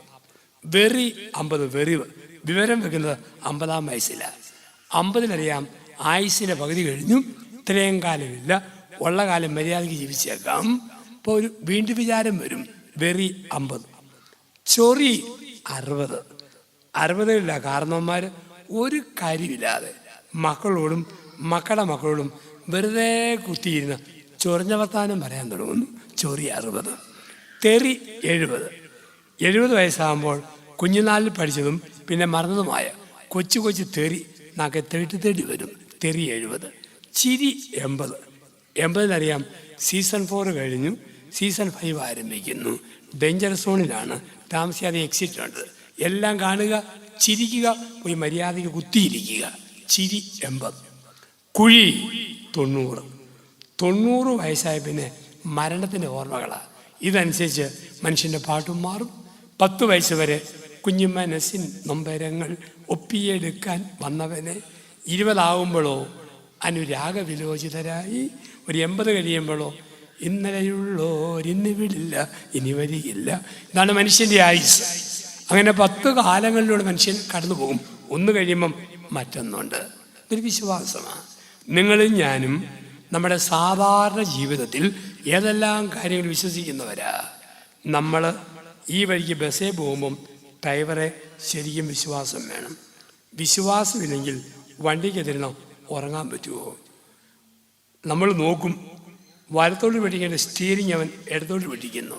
മാറ്റി വെട്ടിച്ചാൽ വണ്ടിയുടെ ഷേപ്പും എൻ്റെ ഷേപ്പും മൊത്തം പോകും. വണ്ടി ഓടിക്കുന്ന ഡ്രൈവറെ വിശ്വസിക്കണം. ബാർബർ ഷാപ്പിൽ പോകുന്ന ആണുങ്ങൾ ബാർബറെ വിശ്വസിക്കണ്ടേ? എന്നാ ധൈര്യത്തിലാണ് കസേരയെ മലന്ന് കിടക്കുക. അവൻ ഷീറ്റ് കൊണ്ട് പുതപ്പിച്ചിട്ട് ക്രിസ്തുമസ് പപ്പായെ പോലെ നമ്മളെ അങ്ങോട്ട് പതച്ചു. പിന്നെ അവൻ നാട്ടുവർത്താനം പറഞ്ഞ് കത്തി കൊണ്ട് വടിക്കുക, താഴോട്ടും മുകളിടും, ഇങ്ങോട്ടും ഇങ്ങോട്ടും ഇങ്ങോട്ടും ഇങ്ങോട്ടും. അല്പം മാറ്റി അവൻ ഇങ്ങോട്ട് വടിച്ചാൽ നമ്മുടെ കഥ കഴിഞ്ഞു. ചെയ്യല. ബാർബറെ വിശ്വസിക്കും. കുത്തിവെക്കാൻ വരുന്ന നേഴ്സിനെ വിശ്വസിക്കും. ഗ്ലൂക്കോസിൻ്റെ കുറ്റി കൊളുത്ത് കുഴൽ സൂചിയായിട്ടുകൊണ്ട് വരിക. ഒരു നിമിഷം അവളെങ്ങാനും അബ്നോർമലായി മാറി സൂചിയെങ്ങാനും എൻ്റെ നെഞ്ചത്ത് കുത്തിക്കയറ്റിയാൽ എൻ്റെ കഥ കഴിഞ്ഞു. കുത്തിക്കയറ്റിയാൽ വിശ്വാസം. ഡോക്ടറെ വിശ്വസിക്കും. ഞാൻ പറയും, ഡോക്ടറെ എന്നെ നട്ടലിലെ കുത്തിവെച്ച് ബോധം കെടുത്തിട്ട് എന്നെ ഓപ്പറേഷൻ നടത്തിക്കൂ. എന്നാ ധൈര്യത്തിലാണ് ബോധം കെടുത്തത്. ബോധം കെട്ടി കിടക്കുമ്പം ഈ ഡോക്ടറെങ്ങാനും എൻ്റെ മർമ്മപ്രധാനമായ വല്ല അവയവങ്ങളും ചെത്തിപ്പറിച്ചുകൊണ്ട് പോയാലോ? ചെയ്യരുത് വിശ്വാസം. ഡോക്ടർ രോഗിയോട് പറഞ്ഞു, നടുവിൽ കുത്തിവെച്ച് ബോധം കെടുത്തിയിട്ട് ഓപ്പറേഷൻ. രോഗി ചോദിച്ചു, ബോധം കെടുത്തുന്ന ഇഞ്ചക്ഷന് എത്ര രൂപയാ? ഡോക്ടർ പറഞ്ഞു 750 രൂപ. രോഗി പറഞ്ഞു, പൊന്നു ഡോക്ടറെ, 50 രൂപയ്ക്കുള്ള ബോധം പോലും ഇല്ല, അത് കെടുത്താനായിട്ട് 750 മേടിക്കുന്നത് എന്തോരം അന്യായമാണ്. ഡോക്ടറെ വിശ്വസിക്കും, നേഴ്സിനെ വിശ്വസിക്കും, ഡ്രൈവറെ വിശ്വസിക്കും, കാലാവസ്ഥയെ വിശ്വസിക്കും. വേനൽ മൂക്കുമ്പം ഒരു മഴ വരും, ഒരു വിശ്വാസം. മഴക്കാലം കഴിഞ്ഞ് ഒരു വേനൽക്കാലം വരും, ഒരു വിശ്വാസം. കുടുംബജീവിതം ഒരു വിശ്വാസമല്ലേ? ഭർത്താവ് ഭാര്യയോട് പറയുക, മുതുപിശാച് നിൻ്റെ അടിവേര് നോക്കി ഒരു തൊഴി വെച്ച് തരും. ഭാര്യ, താൻ എനിക്കിട്ട് തൊഴിച്ചാൽ ഞാൻ രാത്രി കഞ്ഞിക്കകത്ത് പുരടാൻ കലക്കി തരും. എന്നാലും രാത്രി അവൾ വിളമ്പുന്ന കഞ്ഞി അവൻ കുടിക്കും.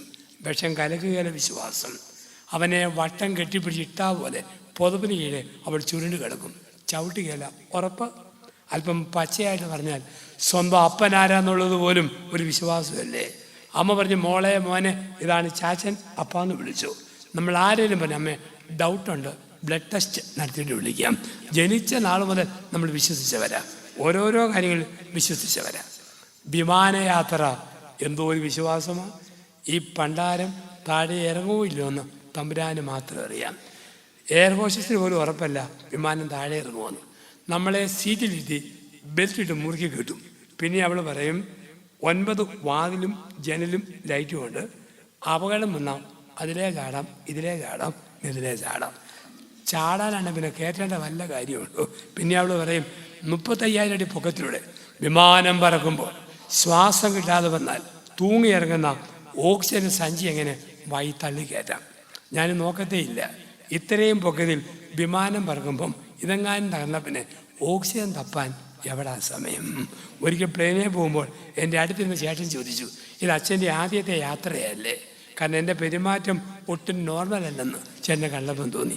ഞാൻ പൊന്നി ചേട്ടാ, വിമാനം താഴെ ഇറങ്ങുകയാണെ പറയാം, ഇത് ആദ്യത്തെ യാത്രയാണോ അതോ ഒടുക്കത്തെ യാത്രയാണോ, നമുക്കാർക്കും ഒന്നും ഉറപ്പല്ല.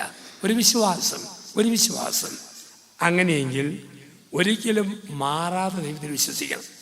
വണ്ടി ഓടിക്കുമ്പോൾ അറ്റാക്ക് വരുന്ന ഡ്രൈവറെ വിശ്വസിക്കുമെങ്കിൽ, ക്യാൻസറിന് ചികിത്സിക്കുന്ന ഡോക്ടർ ക്യാൻസർ വന്ന് മരിക്കുമെങ്കിൽ, മാറ്റമില്ലാത്ത ദൈവത്തിൻ്റെ മാറ്റമില്ലാത്ത വാക്കിൽ വിശ്വസിക്കണം. നമ്മൾ ആരെയാ ഭാഗ്യവാൻ ഭാഗ്യവതി എന്ന് പറയുക? അക്ഷയ, മംഗല്യ, കാരുണ്യ ലോട്ടറി അടിക്കുന്നവരെ, മണ്ണ് മാന്തിയപ്പോൾ കുടം കിട്ടിയവരെ, ഭൂമി കുഴിച്ചപ്പോൾ നിധിയുടെ കുംഭം കിട്ടിയവർ വിളിക്കും ഭാഗ്യവാൻ ഭാഗ്യവതി. പക്ഷെ ബൈബിൾ ഭാഗ്യവാൻ ഭാഗ്യവതി എന്ന് ഒരു കൂട്ടരെ വിളിക്കൂ. ലൂക്ക 1:45. കർത്താവ് അരുളി ചെയ്ത കാര്യങ്ങൾ നിറവേറുമെന്ന് വിശ്വസിച്ചവൾ ഭാഗ്യവതി. ഉത്തിതനായ ഈശോ നമ്മുടെ പിതാവായ മാർ തോമസ് ശ്ലീഹായോട് പറഞ്ഞു, കാണാതെ വിശ്വസിക്കുന്നവർ ഭാഗ്യവാന്മാർ. ഈ ഭാഗ്യമാ നമ്മുടെ വിശ്വാസത്തിൻ്റെ ഭാഗ്യമെന്ന് പറയാം. ലോകത്തിൽ പല പല സംസ്കാരങ്ങൾ ഉദിച്ചു ഉയർന്നു അസ്തമിച്ചു. മോഹൻജദാരോ, ഹാരപ്പ, സിദ്ധഗംഗ സമതല സംസ്കാരം, അസീരിയൻ, മെസപ്പൊട്ടോമിയൻ, സുമേരിയൻ എല്ലാം തീർന്നിട്ടും ഇന്നും തീരാത്ത 5000 വർഷത്തിൻ്റെ ചരിത്രരേഖയുള്ള ഒരു ജനമേ ഉള്ളൂ, ഒരു സംസ്കാരമേ ഉള്ളൂ, ഇസ്രായേൽ. ലോകത്തിലെ ഏറ്റവും ബുദ്ധിയുള്ള ജനത ഇസ്രായേൽ. അവരെ തകർക്കാൻ വേണ്ടി പലരും നോക്കിയിട്ടുണ്ട്, പക്ഷേ ആർക്കും തകർക്കാൻ പറ്റിയല്ല. ഒരിക്കലും ഇസ്രായേലിലെ യഹൂദൻ അങ്ങോട്ട് കയറി ഒരു ഉറുമ്പിനെ പോലും കൊല്ലുകയല്ല, പക്ഷെ അവനെ തൊടാൻ വന്നാൽ ഭൂമി വച്ചേക്കുകയല്ല. അതാണ് ഇസ്രായേൽ ജനത. 1948 മെയ് മാസത്തിൽ ഇസ്രായേൽ രൂപപ്പെട്ടു. അടുത്തുള്ള ഈജിപ്ത് പറഞ്ഞു, ഇസ്രായേലിനെ ഞങ്ങൾ നശിപ്പിക്കും. യുദ്ധം കഴിഞ്ഞപ്പോൾ ഈജിപ്തിൻ്റെ സീനായി മരുഭൂമി ഇസ്രായേൽ പിടിച്ചെടുത്തു. സിറിയ പറഞ്ഞു തകർക്കും. യുദ്ധം കഴിഞ്ഞപ്പോൾ സിറിയയുടെ ഗോലാൻ കുന്ന് യഹൂദൻ്റെ കയ്യിൽ. യോർദാൻ പറഞ്ഞു ഇവരുടെ അന്ത്യം. യുദ്ധം കഴിഞ്ഞപ്പോൾ വെസ്റ്റ് ബാങ്ക് യഹൂദൻ്റെ കയ്യിൽ. ലോകം മൊത്തം എതിർത്താലും ഇസ്രായേൽ തീരുമാനിച്ചോ, ആരെടുത്താലും അവർ തീർത്തിട്ടേ പോകൂ. കാരണം അത്രയ്ക്കും ശക്തിയാവർ. കമ്പ്യൂട്ടർ ലോകത്തിൽ ഏത് കമ്പ്യൂട്ടറും ജൂയിഷ് ബ്രെയിനാണ്, അതിൽ നിന്ന് വരുന്നത്. കാർഗിൽ യുദ്ധത്തിൽ ഇന്ത്യ പരാജയം മണത്തു. പാകിസ്ഥാൻ മുകളിൽ പുഴുക്കളവിൽ ഇന്ത്യൻ പട്ടാളം താഴെ. വാജ്പേയി കരഞ്ഞപേക്ഷിച്ചപ്പോൾ ഇസ്രായേല മേഘം മറികിലെ വിമാനം അയച്ചതും പാകിസ്ഥാനെ തോൽപ്പിച്ച് ഇന്ത്യ ജയിച്ചതും. ഇത്രയും ശക്തം. അതുകൊണ്ടാണ് ഇന്നും നരേന്ദ്രമോദി സർക്കാരുമൊക്കെ ഇസ്രായേലിനെ ഫേവർ ചെയ്യുക. അപകടത്തിൽ നമ്മുടെ രാജ്യത്തെ സഹായിച്ചത് മതപരമായ ഒരു സപ്പോർട്ടല്ല. ഇപ്പം ഇസ്രായേൽ ഇത്രയും ശക്തിയുള്ള ഒരു രാജ്യമായിട്ട് നിൽക്കുന്നെങ്കിൽ അതിൻ്റെ കാരണം ഒരു വൃദ്ധയുടെയും വിശ്വാസം. ലോക ചരിത്രത്തിൽ BC 1850 മെസ്സപ്പൊട്ടോമിയയിലെ മെസ്സപ്പൊട്ടോമിയ എന്ന വാക്കിൻ്റെ അർത്ഥം 2 നദികളുടെ ഇടയിലുള്ള കര. ഒന്ന് യൂഫ്രട്ടീസ് നദി, 2 ടൈഗ്രീസ് നദി. നടുവിലുള്ള കര ആധുനിക ഇറാഖിൻ്റെ തലസ്ഥാനമായ ബാഗ്ദാദ്. 80 വയസ്സുള്ള വൃദ്ധയും അവിടെ ജീവിച്ചിരുന്നു. അബ്രഹാമും ഭാര്യ സാറായും. ഒരു കുഞ്ഞിക്കാല് കാണാൻ ഭാഗ്യം ലഭിച്ചില്ല. എന്നും പ്രാർത്ഥിച്ചു, കുഞ്ഞിനെ തരണേ. ഒരു ദിവസം പ്രാർത്ഥിക്കുമ്പോൾ ദൈവദൂതൻ അബ്രാഹത്തെ നദീതീരം കാണിച്ചിട്ട് ചോദിച്ചു, നീ കാണുന്ന എന്താ? അബ്രാഹം പറഞ്ഞു, കോടാനുകോടി മണത്തരികളെ, ആകാശത്തോ ലക്ഷോപലക്ഷം നക്ഷത്രങ്ങളെ. അബ്രഹാമേ, ആകാശത്തിലെ നക്ഷത്രം പോലെ, കടൽത്തീരത്തെ മണത്തരി പോലെ ഒരു വലിയ ജനതയെ നിന്നിൽ നിന്നും നിന്റെ ഉണങ്ങി വരണ്ട ഉദരമുള്ള ഭാര്യ സാറായിൽ നിന്നും ഞാൻ വർദ്ധിപ്പിക്കും. അബ്രഹാമിന് കണ്ണു തള്ളിപ്പോയി. 80-ാം വയസ്സിൽ എങ്ങനെ ഒക്കും? ഭാര്യ സാറ പിൻവശത്തെ ഓലവാതിൽ അമർത്തി കുലുക്കി തള്ളിക്കൊണ്ട് കുലുങ്ങി ചിരിച്ചു. 80-ാം വയസ്സിൽ നക്ഷത്രം അമ്പളിയമ്മാവൻ മണത്തരി മണ്ണാങ്കട്ട എങ്ങനെ വരാനാ? ദൈവിച്ച് സാറാ നീ ചിരിച്ചോ? പിറ്റേന്ന് പ്രഭാതത്തിൽ അബ്രാഹം സാറാടെ കൈക്ക് പിടിച്ച് യാത്ര ആരംഭിച്ചു. 5 വർഷങ്ങൾ കഴിഞ്ഞു. പോകുന്ന വഴിക്ക് സാറ സകല പുണ്യാളന്മാരുടെ രുത്തിനിയാ ചെല്ലുന്ന പോലെ അബ്രഹാമിനെ ചൊറിഞ്ഞുകൊണ്ടിരുന്നു. ഇന്ത്യ മനുഷ്യ നക്ഷത്രം എവിടെ പോയി? മണത്തരി അനക്കൊന്നും കാണുന്നില്ലല്ലോ. ഒരു വേലക്കാരി പെണ്ണില്ലേ, പൊടിക്കൈ നോക്കാൻ മേലേ? ബുദ്ധി പ്രവർത്തിച്ചു. വേലക്കാരി ഹാഗാറിനെ പ്രാപിച്ചു. 9-ാം മാസം 9-ാം ദിവസം ഹാഗാർ ഒരു ആൺകുഞ്ഞിന് ജന്മം കൊടുത്തു. അവരവന് പേരിട്ടു ഇസ്മായേൽ എന്ന വാക്കിൻ്റെ അർത്ഥം ദൈവം നിലവിളി കേട്ടു. അബ്രഹാമിൻ്റെ നിലവിളി ദൈവം കേട്ടു, ഒരു കുഞ്ഞിനെ കൊടുത്തു. നമ്മൾ ഓർക്കും അബ്രഹാം പെണ്ണുപിടിയൻ, സ്വന്തം വിപണത്തിൽ പോരാഞ്ഞിട്ട് വേലക്കാരിയുടെ പുറകെ പോയവനാണല്ലോ. അന്നത്തെ ലോകത്തിൻ്റെ നിയമം മതനിയമം സ്വന്തം ഭാര്യയിൽ മക്കളില്ലാത്ത പുരുഷന് വേലക്കാരിയിൽ മക്കളെ ജനിപ്പിക്കാം, എത്ര എണ്ണത്തെ വേണേലും. രാജ്യത്തിൻ്റെ ഭരണഘടന സ്വന്തം ഭാര്യയിൽ മക്കളില്ലാത്തവർക്ക് വേലക്കാരിയിൽ മക്കളെ ജനിപ്പിക്കാം. കൂലിക്കാരി പറ്റിയല്ല. ആരാ കൂലിക്കാരി? രാവിലെ 8:30 പണിയാൻ വന്നു, വൈകിട്ട് 5 വീട്ടിൽ പോകുന്നവൾ കൂലിക്കാരി. വീട്ടിൽ നിന്ന് പണിയുന്നവൾ വേലക്കാരി. ഇപ്പം വേലക്കാരി മക്കളെ ജനിപ്പിക്കാം. ഒരു സ്ഥലത്ത് ഞാനിത് പറഞ്ഞപ്പോൾ പ്രായമുള്ള ഒരു ചേട്ടൻ ചോദിച്ചു, എൻ്റെ ജോസഫ് അച്ഛ, അങ്ങനെ ഒരു രാജ്യം ഇന്നും ഉള്ളൂ? വിസ കിട്ടാൻ പല സാധ്യതയുണ്ടോ? കാരണം വേലക്കാരിയിൽ മക്കളെ ജനിപ്പിക്കാം. ഇസ്മയിൽ വളർന്നു വന്നു, വള്ളിനിക്കറും ഇട്ട് വണ്ടിച്ചക്രം നടക്കുന്ന ദൈവത്തിൻ്റെ കൽപ്പന. ദാസിയിൽ നിന്നും ജനിച്ചതിനെ ഉപേക്ഷിച്ചിട്ട് വൃദ്ധയായ ഭാര്യ സാറാടെ കൈക്ക് പിടിച്ച് യാത്ര പോകണം. 100 വയസ്സിൽ അബ്രാഹം വരാന്തയിൽ കുത്തിയിരിക്കുമ്പോൾ സാറ ഓക്കാനിക്കുന്നു. എല്ലാ പ്രതീക്ഷ അസ്തമിച്ചപ്പോൾ സാറ ഒരു കുഞ്ഞിനെ ജന്മം കൊടുത്തു. അവരന്ന് പേരിട്ടു ഇസഹാക്ക്. ഇസഹാക്ക് എന്ന വാക്കിൻ്റെ അർത്ഥം അവൻ ചിരിപ്പിക്കുന്നു. ദൈവം അവരുടെ മേൽ ചിരിക്കുന്നു.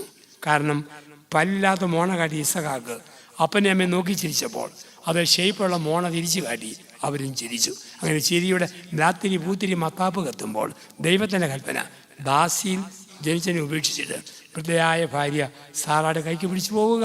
ഒരു നീണ്ട ചരിത്രം. അർത്ഥമുള്ള പേര് ഇടണമെന്ന് ഇവരൊക്കെ പഠിപ്പിക്കുകയാണ്. ബൈബിളിൽ ഒരു ശിശുവിനെ വെള്ളത്തിൽ നിന്ന് വലിച്ചെടുത്തു. അവനായിട്ട് പേര് മോശ എന്ന വാക്കിൻ്റെ അർത്ഥം വലിച്ച് എടുക്കപ്പെട്ടവൻ. ജോസഫ് വളർത്തുന്നവൻ.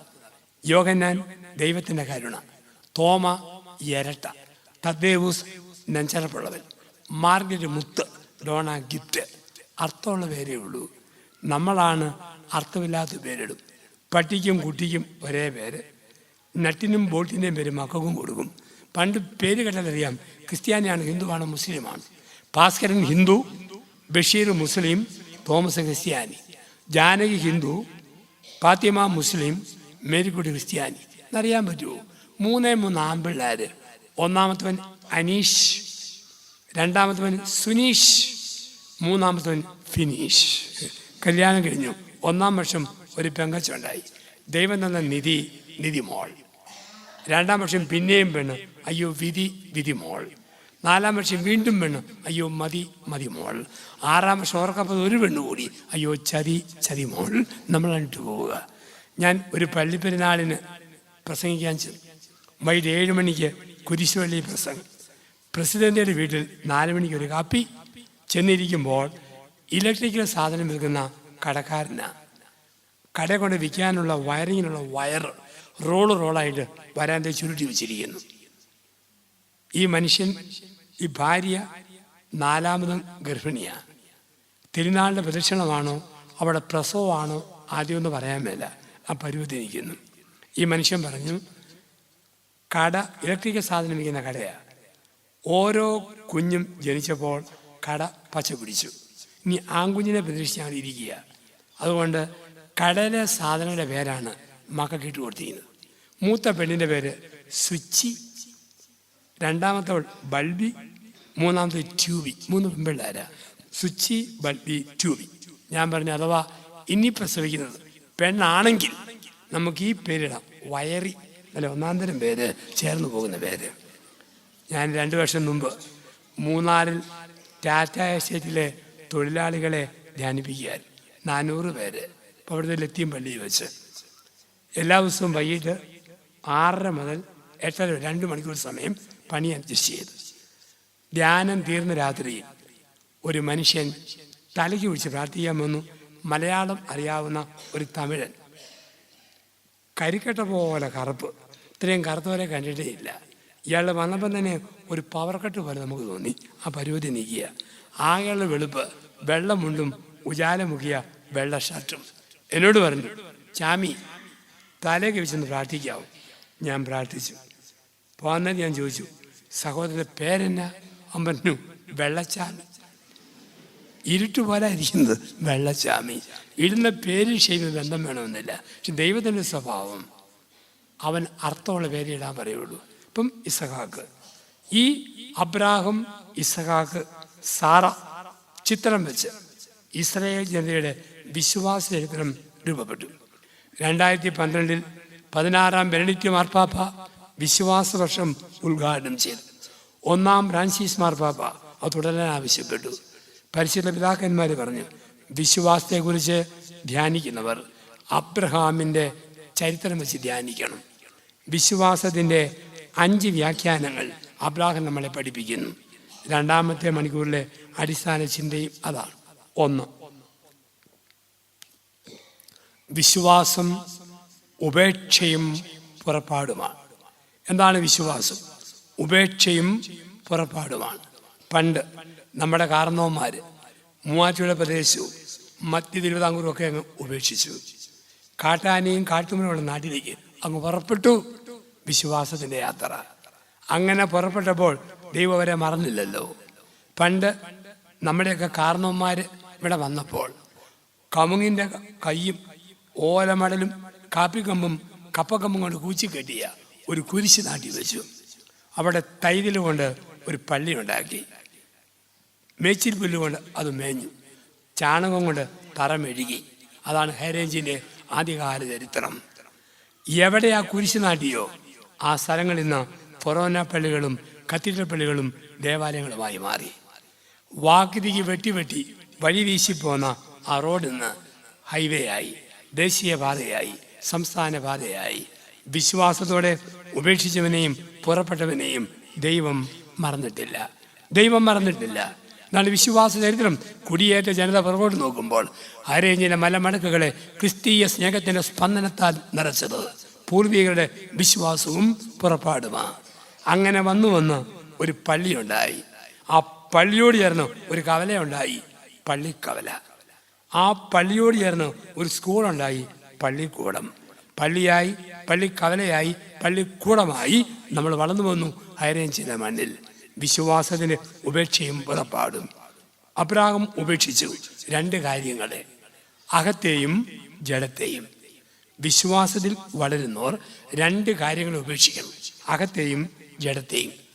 80 വയസ്സ് വരെ ഒരു കൂലിപ്പണിക്കാരനെ പോലെ പണിത് അഹംഭാവം, ഞാൻ ഭാവം അബ്രഹാമിന് ഇല്ലാതായി. ദൈവത്തെ അറിയണോ, അകത്തെ വെടിയണം. നമുക്കും ഉണ്ടാകും അകത്തെ വെടിയാൻ അവസരം. ഭാര്യ ഭർത്താവിനെ തിരുത്തുമ്പോൾ എന്നെ പഠിപ്പിക്കാൻ നീ ആരാടിയെന്ന് കെട്ടിയോൻ ചിന്തിക്കല്ലേ. ഭർത്താവിൻ്റെ അഹംഭാവം ഇല്ലാതാക്കാൻ ദൈവം ഭാര്യയെ ഉപയോഗിക്കും. ഭാര്യയുടെ അഹംഭാവം ഇല്ലാതാക്കാൻ ഭർത്താവിനെ ഉപയോഗിക്കും. പേരൻസിൻ്റെ അഹംഭാവം ഇല്ലാതാക്കാൻ കുഞ്ഞുങ്ങളെ ഉപയോഗിക്കും. ഞങ്ങൾ അച്ഛന്മാരുടെ അഹംഭാവം ഇല്ലാതാക്കാൻ ദൈവം ജനത്തെ ഉപയോഗിക്കും. നിങ്ങൾ ഞങ്ങളെ തിരുത്തുമ്പോൾ ഞങ്ങളെ പഠിപ്പിക്കാൻ നിങ്ങളാരാന്ന് ഒരിക്കലും ചിന്തിക്കല്ലേ. കത്തോലിക്ക അച്ഛന്മാർക്ക് അഹംഭാവത്തിന് നല്ല വകുപ്പ്. എവിടെ ചെന്നാലും 1-ാം സ്ഥാനം. നിങ്ങൾ കഷ്ടപ്പെട്ട് ലോൺ എടുത്ത് ഒരു പെര പണിയുന്നു. അച്ഛൻ്റെ വക ഒരു ഇഷ്ടിക പോലും മേടിച്ചു തന്നിട്ടില്ല. പക്ഷെ വീട് വെഞ്ചരിക്കാൻ വരുമ്പോൾ അച്ഛന് 1-ാം സ്ഥാനം. ഒരു സ്ത്രീ ഒരു കുഞ്ഞിനെ നൊന്തു പ്രസവിക്കുന്നു. മരുന്നിനുള്ള കാശൊന്നും അച്ഛൻ്റേതല്ല. പക്ഷേ മാമോദിസ മുഖാൻ വരുമ്പോഴും അച്ഛന് 1-ാം സ്ഥാനം. പുരുഷൻ താലി പിടിക്കുന്നു, സ്ത്രീ സാരി പിടിക്കുന്നു. കെട്ടിക്കാൻ വരുമ്പോഴും അച്ഛന് 1-ാം സ്ഥാനം. മരണവീടാണേ പോലും അച്ഛൻ വരുമ്പോൾ അന്തരീക്ഷം മാറിയില്ലേ. ശവം എടുക്കാൻ വേണ്ടി അച്ഛൻ വരുമ്പോൾ വീട്ടിൽ കൂട്ടക്കരച്ചിൽ. ഞങ്ങളുടെ കക്ഷിയെ പൊക്കാനുള്ള കാലൻ ഇതാ വന്നിരിക്കുന്നു. എവിടെ വന്നാലും അച്ഛൻ 1-ാം സ്ഥാനമാണ്. എവിടെ ചെന്നാലും 1-ാം സ്ഥാനം. ഞാൻ അടിമാലി ബസ് സ്റ്റാൻഡിൽ ഈ വേഷത്തിൽ നിൽക്കുന്നു. ഒരു പെട്ടിരിഷ നിറയെ ആപ്പിളും കൊണ്ട് പോകുന്നു. ഇത് കണ്ട ഉടനെ എൻ്റെ പ്രായമുള്ള ഒരാൾ 5-6 ആപ്പിൾ റിഷായെന്ന് പെറുക്കിയാൽ ആൾക്കാർ പറയും, കള്ളൻ പിഴീടാവനെ. പക്ഷെ അച്ഛനാ ഞാൻ പെറുക്കിയാൽ, പുത്തൻ പെറുക്കിയ അച്ഛൻ ഇത്രയും പ്രായമായിട്ടും പിള്ളകളിയൊന്നും പോയില്ല, ആപ്പിളും കൂടെ ഒന്ന് പോക്ക് കണ്ടില്ലേ. ഇതാണ് ആനുകൂല്യം. എൻ്റെ പ്രായമുള്ള ആൾ ഒരു യുവതിയെ കുറേ സമയം സൂക്ഷിച്ച് നോക്കിയാൽ അവൾ ചെരിപ്പൂരി അടിക്കും എന്നാടെ നോക്കുന്നത്. അച്ഛനാ ഞാൻ നോക്കിയാലോ, എന്നാ അച്ഛാ വല്ലതും കാണാതെ പോയോ? ഈശോമിശിഹായ്ക്ക് സ്തുതിയായിരിക്കട്ടെ. ഇതാണ് ആനുകൂല്യം എന്ന് പറയുക. ഇവിടെ അഹംഭാവം ഉണ്ടാവും. അപ്പോൾ തിരുത്താൻ ദൈവം അതിനുള്ള അവസരം തരും. ഞങ്ങൾക്ക് 13 വർഷം പഠിക്കുമ്പോഴാണ് കപ്പുച്ചിൻ സഭയിൽ അച്ഛനായിട്ട് പട്ടം കിട്ടുക. അതിൻ്റെ 5ാമത് ഒരു വർഷമുണ്ട്. പുറത്തു പോകാൻ പറ്റിയില്ല, അകത്ത് തന്നെ ഇരിക്കണം, അല്ലെങ്കിൽ മരിച്ചാൽ മാത്രം പുറത്ത്. ഉപവാസമുണ്ട്, കട്ടിയായ പണിയുണ്ട്, നല്ല വായനയുണ്ട്, തപസ്സിൻ്റെ ജീവിതമുണ്ട്. അതിൻ്റെ 6ാം മാസം 1ാം ദിവസം എല്ലാവരും രാവിലെ 7 മണിക്ക് ഇറക്കി വിടും. വൈകിട്ട് 7-ന് വന്നാൽ മതി, 12 മണിക്കൂർ പുറത്തു പോകാം. അപ്പോൾ ഞങ്ങൾക്ക് രാവിലെ ചോറും പൊതി കെട്ടി തന്നു, സൈക്കിൾ വാടകയ്ക്ക് എടുത്ത് തന്നു. 12 പേരാണ് ഞങ്ങൾ ബാച്ചിൽ. 5 രൂപ പോക്കറ്റ് മണി തന്നു. 985 5 നിസ്സാര തുകയിൽ പരിപ്പ് വട, ബോണ്ട, പഴംപൊരി, സുഖിയൻ എന്തിനും 10 പൈസ. ചായയ്ക്കും കാപ്പിക്കും പാലും വെള്ളത്തിനും എല്ലാം 10 പൈസ. ഇപ്പം ഞങ്ങൾ 12 ദിക്കിലേക്ക് യാത്രയായി. എല്ലാവരും വൈകിട്ട് 6:30 വന്നു. ഞങ്ങളുടെ കൂടെ ഉണങ്ങി മെലിഞ്ഞ ഒരു ബ്രദർ, കൊടക്കമ്പി പോലെ ഇരിക്കുന്ന ഒരു മനുഷ്യൻ, അദ്ദേഹം മാത്രം തിരിച്ചു വന്നില്ല. സുപ്യരചന വെച്ചത് മുട്ട വെച്ചാൽ വേഗം, കക്ഷിയെ എവിടെ ചെന്ന് കണ്ടുപിടിക്കും. രാത്രി 8:30 ഈ സഹോദരൻ സൈക്കിളിൽ തള്ളി വരിക. ചവിട്ടിയപ്പൻ ടയർ പഞ്ചറായി, പിന്നെയും ചവിട്ടിയപ്പം റിമ്മ് വളഞ്ഞു പോയി, പിന്നെ ഉന്തിക്കൊണ്ട് വരിക. പറഞ്ഞിട്ട് കാര്യമില്ല, ഫോൺ വിളിച്ച് അനുവാദം മേടിക്കണമായിരുന്നു, അല്ലേ വന്നു പറഞ്ഞിട്ട് പോയി സൈക്കിൾ എടുക്കണമായിരുന്നു. ഒരുപാട് വഴക്ക് പറഞ്ഞു. പിറ്റേ ദിവസം വെള്ളിയാഴ്ച രാവിലെ ഉപ്പുമാവും കട്ടൻ കാപ്പിയും, ഉച്ചയ്ക്ക് തിളപ്പിച്ച ജീരകവെള്ളം, 4 മണിക്ക് കാലി ചായ, രാത്രി 8 മണിക്ക് ചൂട് കഞ്ഞി, കള്ളത്തോരൻ, കണ്ണിമാങ്ങ അച്ചാറ്. ഇത് വെള്ളിയാഴ്ചത്തെ ഐറ്റം. കണ്ടം കടച്ച് ഞാറ് നടന്ന പണിയാണ്. ഞങ്ങൾ പണിതു. വൈകുന്നേരം 4 മണിക്ക് തിരിച്ചു വന്നു. 11 വരെ അകത്ത് കയറ്റി വിട്ടു. തലേദിവസം വരാൻ വൈകിയ ആൾക്ക് ഒരു ശിക്ഷ കൊടുത്തു. ആശ്രമത്തിനകത്ത് ഉപയോഗിക്കാത്ത പഴയ ഒരു നിലവിളക്ക്, ക്ലാവ് പിടിച്ച് പച്ച പുൽത്തകിടി പോലെ നിറം മാറിയ ഒരു നിലവിളക്ക്, വാഴയിലയും ചാരവും കയറും മണലും കൊടുത്തിട്ട് പറഞ്ഞു, ഇതും കൂടെ തേച്ച് കഴുകിയിട്ട് ചായ കുടിക്കാൻ കയറിയാൽ മതി. ഇന്നലെ അനുസരണക്കേട് കാണിച്ചതിൻ്റെ ശിക്ഷ. ഞങ്ങൾക്ക് സങ്കടമുണ്ട്. കൊമ്പനാന ചവിട്ടിയാൽ പോകാത്ത ക്ലാവ്, കൊടക്കമ്പ് പോലെ മെലിഞ്ഞ ആൾക്ക് എന്നെ എടുക്കാൻ പറ്റും, വല്ലതും പറയാൻ പറ്റുമോ? ഞങ്ങൾ നോക്കി നിന്നു. പക്ഷേ ഈ സഹോദരൻ ചമ്മറം പണിഞ്ഞിരുന്നു. 2 തിരുമ, 1 ഉരുമ, 1 മിനുക്കം, 1 പിടുത്തം.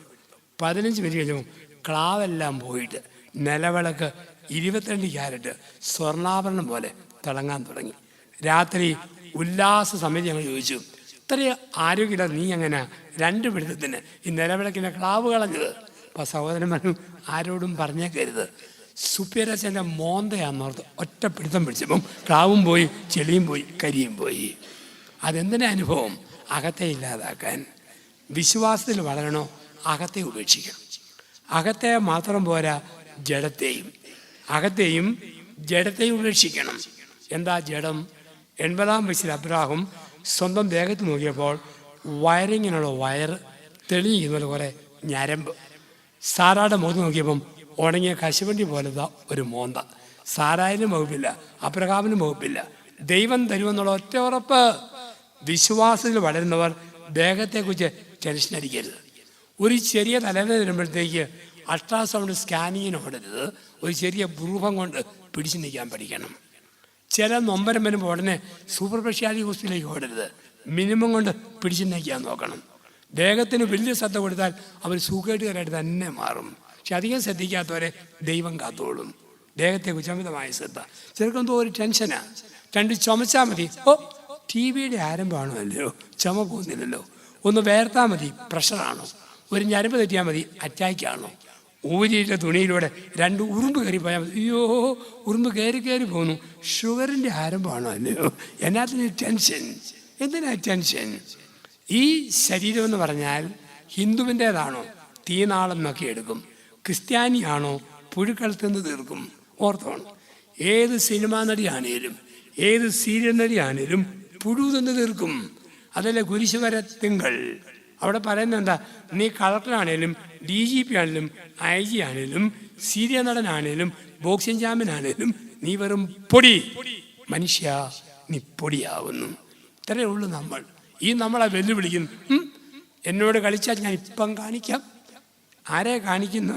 മോളിൽ വെട്ടിക്കളയുന്ന മുടി, താഴെ ചവിട്ടിക്കളയുന്ന പൊടി, അതിനടിക്കുന്നോടെ ഒരു പേക്കോലം വരുന്നു, ഞാൻ നിന്നെ കാണിക്കാം കേട്ടോ. ഇത്രയേ ഉള്ളൂ. നമ്മുടെ ശരീരം പുഴുക്കളത്തിന്ന് തീർക്കും. ചില സുന്ദരി പെണ്ണുങ്ങൾ ധ്യാനം കഴിഞ്ഞ് 8:30 1-ാം ദിനം കാറിൽ കയറി പോവും. മുടി കുതിരവാല് പോലെ കുലുക്കി, കൈയിട്ട് ചെരിപ്പിട്ട് തല മുന്നോട്ടുന്തി പുരുഷൻ പിന്നോട്ട് തള്ളി ഇങ്ങനെ കാറെ കയറി പോകുമ്പോൾ പള്ളിയുടെ സിമിത്തേലിരുന്ന് കുറേ പുഴുക്കൾ നമ്മളെ നോക്കി ചിരിക്കുന്നു.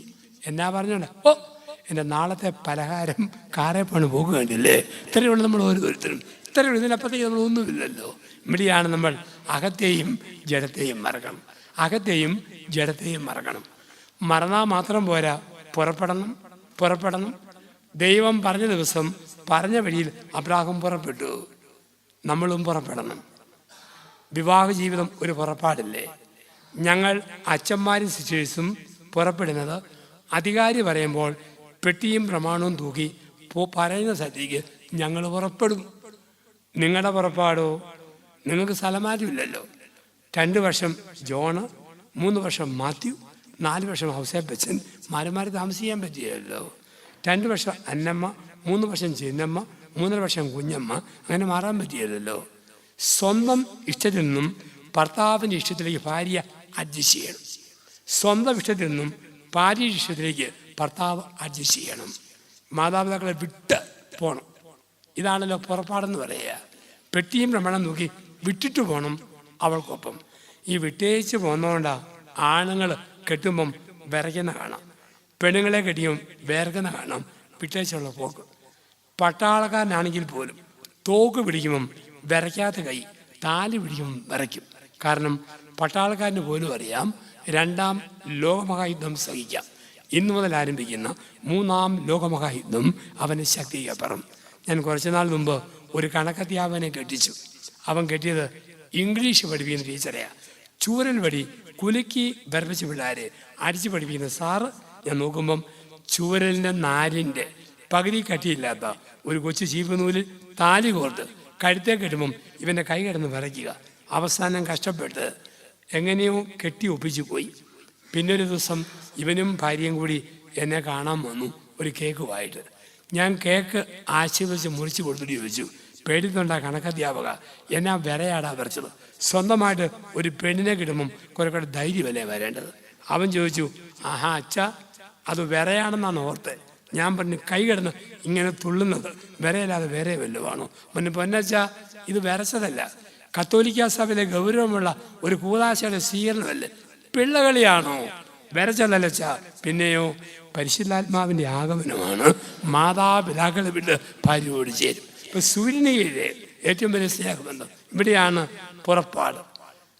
കുറച്ച് നാൾ മുമ്പ് കോട്ടയം KSRTC ബസ് സ്റ്റാൻഡിന് മുമ്പിൽ ഞാൻ നിൽക്കുമ്പോൾ 65കാരൻ ഒരു അങ്കിളും ആൻറ്റിയും കൂടി ഇൻഡിക്ക കാറേ വന്നിറങ്ങി സൈഡിൽ പാർക്ക് ചെയ്തിട്ട് സിറ്റിയിലേക്ക് നടക്കുമ്പം കെട്ടിയവൻ്റെ ഇടത് കൈ ഭാര്യയുടെ വലയുടെ കക്ഷത്തിട്ടിട്ട് W എഴുതുന്ന പോലെ ഇങ്ങനെ പിടിച്ചിരിക്കുന്നു. ആൾക്കാർ ചോദിച്ചു, ഈ പ്രായത്തിലും എന്തൊരു പ്രേമം? കെട്ടിയൻ പറഞ്ഞു, പ്രേമമൊന്നുമല്ല, ഇവളെ എനിക്കല്ലേ അറിയത്തുള്ളൂ. ഇവിടെ കയ്യേന്ന് വിട്ടാൽ ഇവിടെ ഷോപ്പിങ്ങിന് ഓടിപ്പോകും, പോകാതിരിക്കാൻ വേണ്ടി ഞാൻ മുറുകെ പിടിച്ചിരിക്കുന്നതാണ്. കുറേ നാൾ ജീവിക്കുമ്പം ഭർത്താവിനെ പിടികിട്ടും, ഭാര്യയെ പിടികിട്ടും. ഉപേക്ഷയും പുറപ്പാടുമാണ് വിശ്വാസം. 2, വിശ്വാസം ഇരുട്ടിലേക്കുള്ള എടുത്തുചാട്ടമാണ്.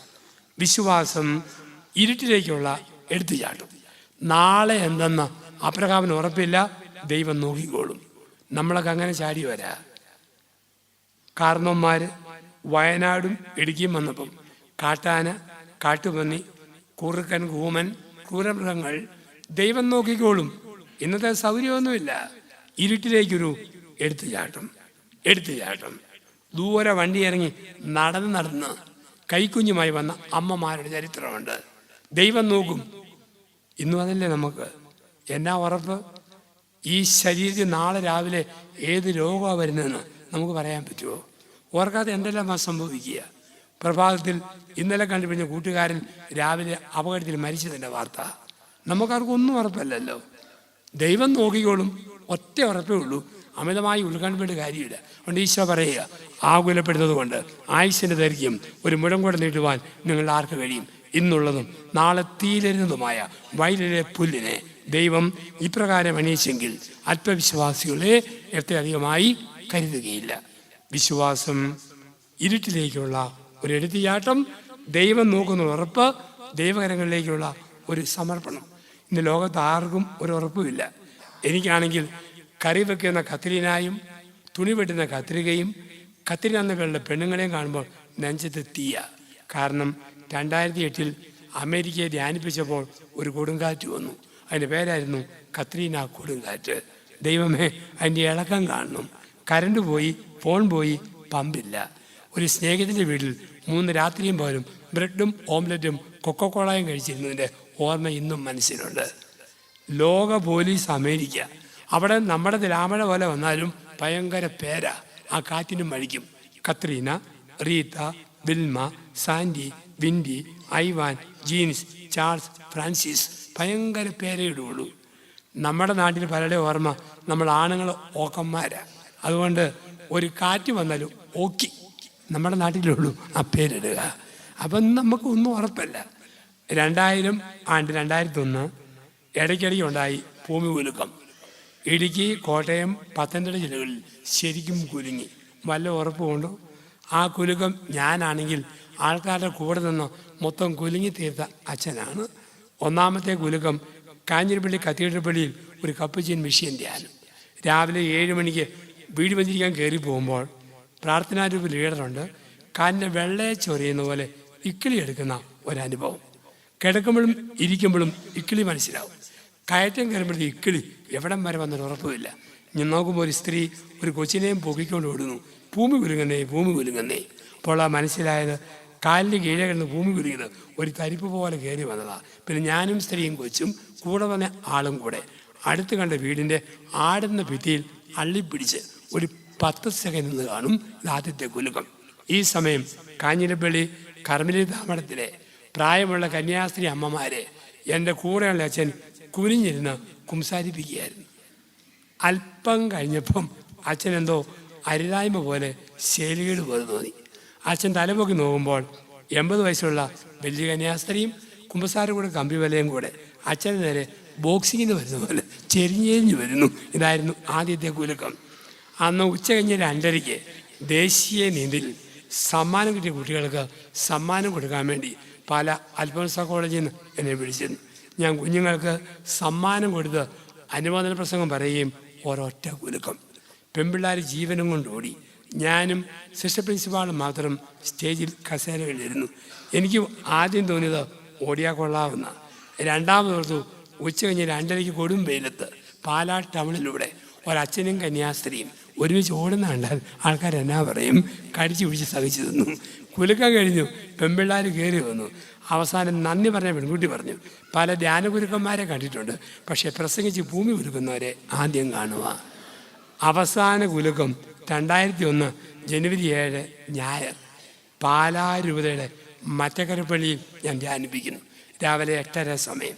ഞാൻ പറഞ്ഞു, അണ്ടകടാങ്ങൾ വിറയ്ക്കുന്നു, അടിത്തറകൾ കുലുങ്ങുന്നു, വിട്ടവൻ വിളിക്കുമ്പം പോകാൻ തയ്യാറാകണം. ഇത് കുലുക്കത്തിൻ്റെ സമയമാണ്. ഇന്നത്തെ അത്താഴം അന്ത്യാത്താഴം, ഈ ധ്യാനം അവസാന ധ്യാനം, ആരും വരാതിരിക്കരുത് പറഞ്ഞ് വാ പൂട്ടുകയും കൃത്യം 8:30 മണി ഒരൊറ്റ കുലുക്കം. ഞാൻ നോക്കുമ്പം കുരിശിൻ്റെ വഴി പറഞ്ഞു വീഴുന്നു, കാന്തം തൂങ്ങി വീഴുന്നു. ആണുങ്ങളുടെ ഭാവം ക്ലീൻ ബൗൾ, ഒരുത്തം പോലും ഇല്ല. എല്ലാവരും എന്നെ വിട്ടിട്ട് ജീവനും കൊണ്ടോടി. പക്ഷെ പാവം പെണ്ണുങ്ങൾ പിള്ളേരുമായിട്ട് എൻ്റെ വട്ടം നിന്നു. യേശുവേ സ്തുതി, യേശുവേ നന്ദി. കാരണം പെണ്ണുങ്ങൾക്ക് വിവരമുണ്ട്. ഭൂമി മൊത്തം കുലുങ്ങുമ്പം ഇതെല്ലാം അങ്ങോട്ട് വലിച്ചു വാരി എവിടം വരെ ഓടാൻ പറ്റും അവിടെ തന്നെ നിന്നു. എനിക്കും ആദ്യം നിന്ന് ഓടിയാൽ കൊള്ളാവുന്ന. രണ്ടാമതോർത്തു കുർബാനക്കുപ്പായിട്ടുകൊണ്ട് ഉരുണ്ടുരുണ്ട് ഓടുന്നത് ഏതെങ്കിലും വീഡിയോക്കാരൻ പിടിച്ചാൽ പിന്നെ എന്തൊരു ഗതികേടാ. നമുക്കൊന്നും ഉറപ്പല്ല, ഒന്നും ഉറപ്പല്ല. 2000 ആടിന് ശേഷം മരണത്തിൻ്റെ അടയാളം എപ്പോഴും പക്ഷിപ്പനി, പട്ടിപ്പനി, പന്നിപ്പനി, ചിക്കൻ ഗുനിയ, എല്ലാ പനിക്കും പേരിടുമ്പം പനിയുടെ തന്നെ പേര് തലയും കുത്തിയിട്ടു. നിപ്പ എന്നതാ ഇല്ലാത്തത്. ആകെപ്പാടെ കൊറോണ വൈറസ്, ഒമിക്രോൺ, ഒന്നും ഉറപ്പല്ല. അപ്പം ദൈവം നോക്കിക്കോളും. ഒറ്റ ഉറപ്പ്, വേറെ ഉറപ്പുമില്ല. വിശ്വാസം ഇരുട്ടിലേക്ക് എഴുതിയാടും. ഒരുപക്ഷെ ഭർത്താവിന് വേണ്ടി ഒരുപാട് പ്രാർത്ഥിച്ചു, ഉത്തരം കിട്ടിയില്ലേ, നിരാശപ്പെടരുത്.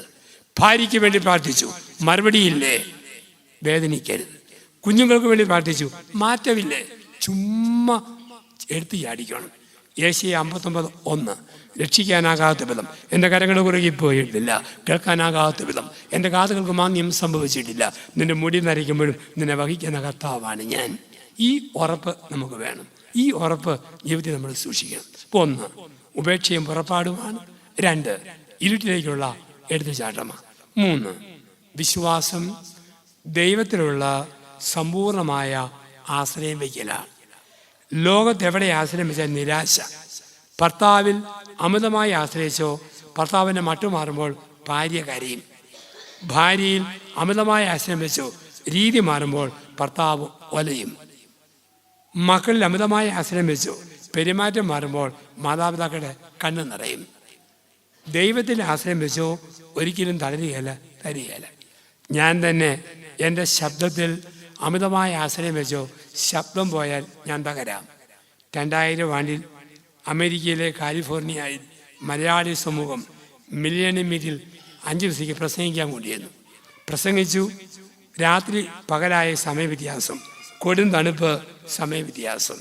നമുക്കൊന്നും ഉറപ്പില്ലാത്ത ലോകം, രാത്രി പകലായ സമയവ്യത്യാസം. ആ സമയവ്യത്യാസത്തിൽ എൻ്റെ സ്വരം പതറിപ്പോയി, സ്വരം അടച്ചുപോയി. തിരിച്ച് നാട്ടിൽ വന്നപ്പോൾ വാ പൊളിക്കുമ്പം ശബ്ദമില്ല, തിരുമ്മി ചൂടാകുമ്പോൾ അല്പം ശബ്ദം വരും. അപ്പം എൻ്റെ അധികാരി പറഞ്ഞു, ഇന്ത്യയിലെ ഏറ്റവും നല്ല ENT സ്പെഷ്യലിസ്റ്റ് കൊല്ലം കൊട്ടിയം ഹോളി ക്രോസ് ആശുപത്രിയിലാണ്. അപ്പോൾ അവിടെ ചെന്ന് ഡോക്ടർ കനകരാജനെ കാണാൻ പറഞ്ഞു. അദ്ദേഹം പരിശോധിച്ചിട്ട് പറഞ്ഞു, അച്ഛൻ്റെ തൊണ്ടയ്ക്ക് അസുഖമില്ല, അമിതമായി ഉപയോഗിച്ചുകൊണ്ട് ഒരു തഴമ്പ് വന്നു, പോളിപ്പ് വന്നു. അദ്ദേഹം പറഞ്ഞു, പാട്ട് പ്രസംഗം മിമിക്രി മോണോറ്റുകാരുടെ തൊണ്ടയിൽ അകത്ത് പോളിപ്പ് വരും. തൂമ്പാ പിടിക്കുന്നവൻ്റെ കയ്യിൽ തഴമ്പ്, തെങ്ങിലും കമുകിലും ആനപ്പുറത്തും കയറുന്നവൻ്റെ തുടയിൽ തഴമ്പ് വരും, അമിതമായി ബുദ്ധിമുട്ടി കഴിഞ്ഞാൽ. എന്നിട്ട് പറഞ്ഞു, അച്ഛൻ തിങ്കൾ വൈകിട്ട് അഡ്മിറ്റ് ചെയ്യണം, ചൊവ്വ രാവിലെ തൊണ്ടയിൽ മരുന്ന് പുരട്ടി മരിപ്പിക്കും, എന്നിട്ട് ലേസർ ഉപകരണം കൊണ്ട് ചുരണ്ടിയെടുക്കുന്ന ആ തഴമ്പ് ബയോപ്സിക്ക് അയക്കും.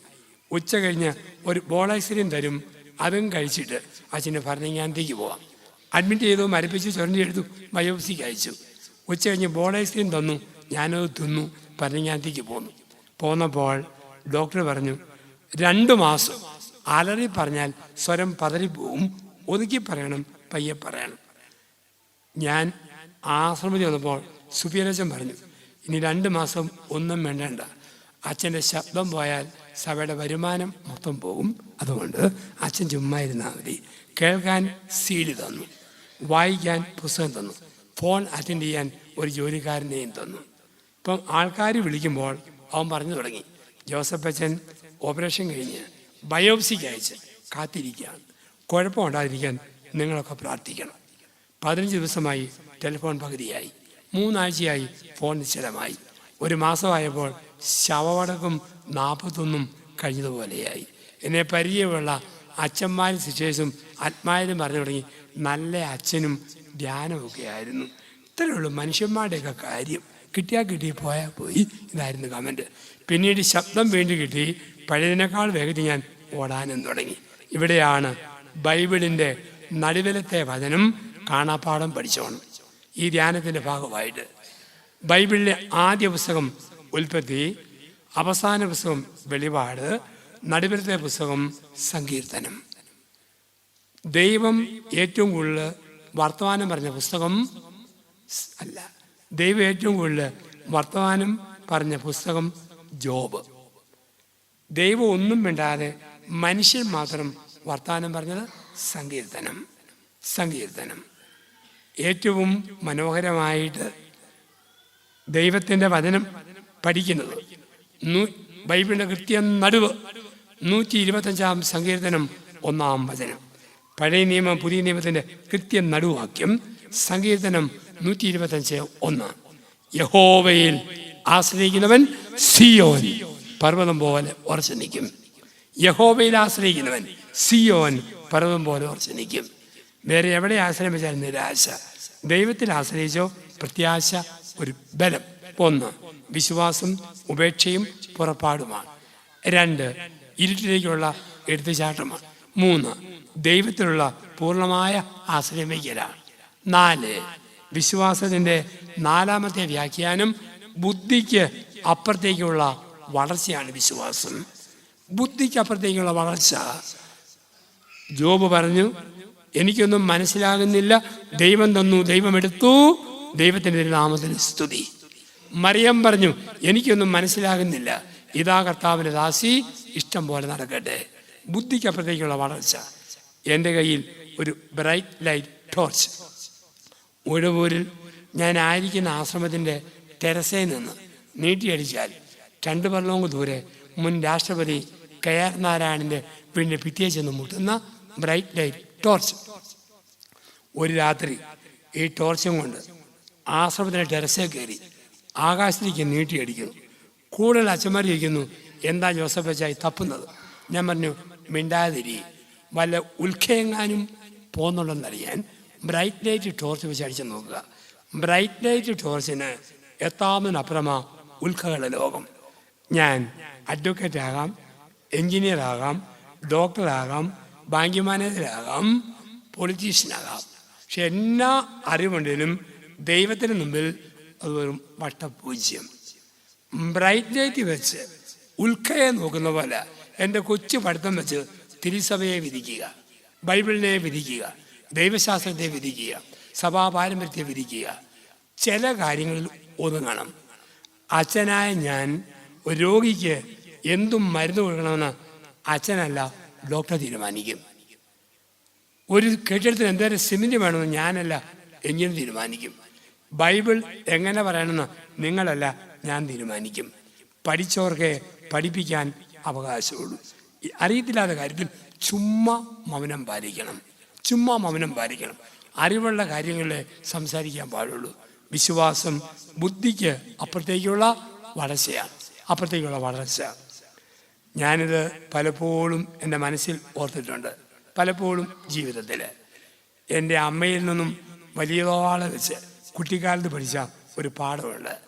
കുടിയേറ്റ കാലഘട്ടം.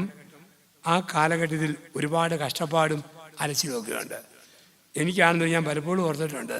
എൻ്റെ ഏറ്റവും വലിയ സങ്കടമായിരുന്നു ചെരുപ്പിടാൻ മേടിക്കാൻ പൈസയില്ല. അപ്പനും അമ്മയും ചെരുപ്പിട്ട് കണ്ടിട്ടില്ല, ഞാനും ചെരുപ്പിട്ടിട്ടില്ല. 10 മൈൽ ദൂരം നരിയമ്പാറ കോളേജിൽ പഠിക്കാൻ പോയത് ചെരുപ്പിടാ നടന്നാണ് മലമോള് കയറി പഠിച്ചത്. വലിയ കൂട്ടുകാരന്മാരൊക്കെ ജീപ്പിലും മോട്ടോർ ബൈക്കിലും ഇറങ്ങി വരുമ്പോൾ പണമില്ലാത്ത ഞങ്ങൾ കുറേ പേര് ചെരുപ്പൊന്നും ഇല്ലാതെ നടന്നു കയറി പഠിച്ച കഷ്ടപ്പാടിൻ്റെ ഒരു കാലഘട്ടം ഉണ്ടായിരുന്നു. അപ്പം അന്ന് ഞാൻ ഓർത്തു, എന്തൊരു കഷ്ടം, ഒരു ചെരുപ്പില്ലാതെ പോയല്ലോ. പക്ഷെ ഇപ്പം അച്ഛനായിട്ട് 30 വർഷമായി.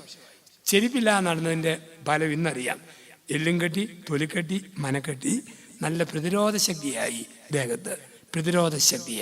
ദേഹത്ത് അങ്ങനെ നടന്ന് എൻ്റെ കൂടെ പട്ടം കിട്ടിയ പല അച്ഛന്മാർക്കും പട്ടം കിട്ടി 10 വർഷം കഴിഞ്ഞപ്പോൾ രാജകീയ രോഗങ്ങൾ. ഡോക്ടർമാർ കയ്യെ പിടിച്ചു, അച്ഛാ പഞ്ചാരയുണ്ടോ, പാമോയിലുണ്ടോ, മണ്ണെണ്ണയുണ്ടോ, പാങ്കി ബാലൻസ് ഉണ്ടോ? കാര്യമായ ഒരു അസുഖം എനിക്കില്ല.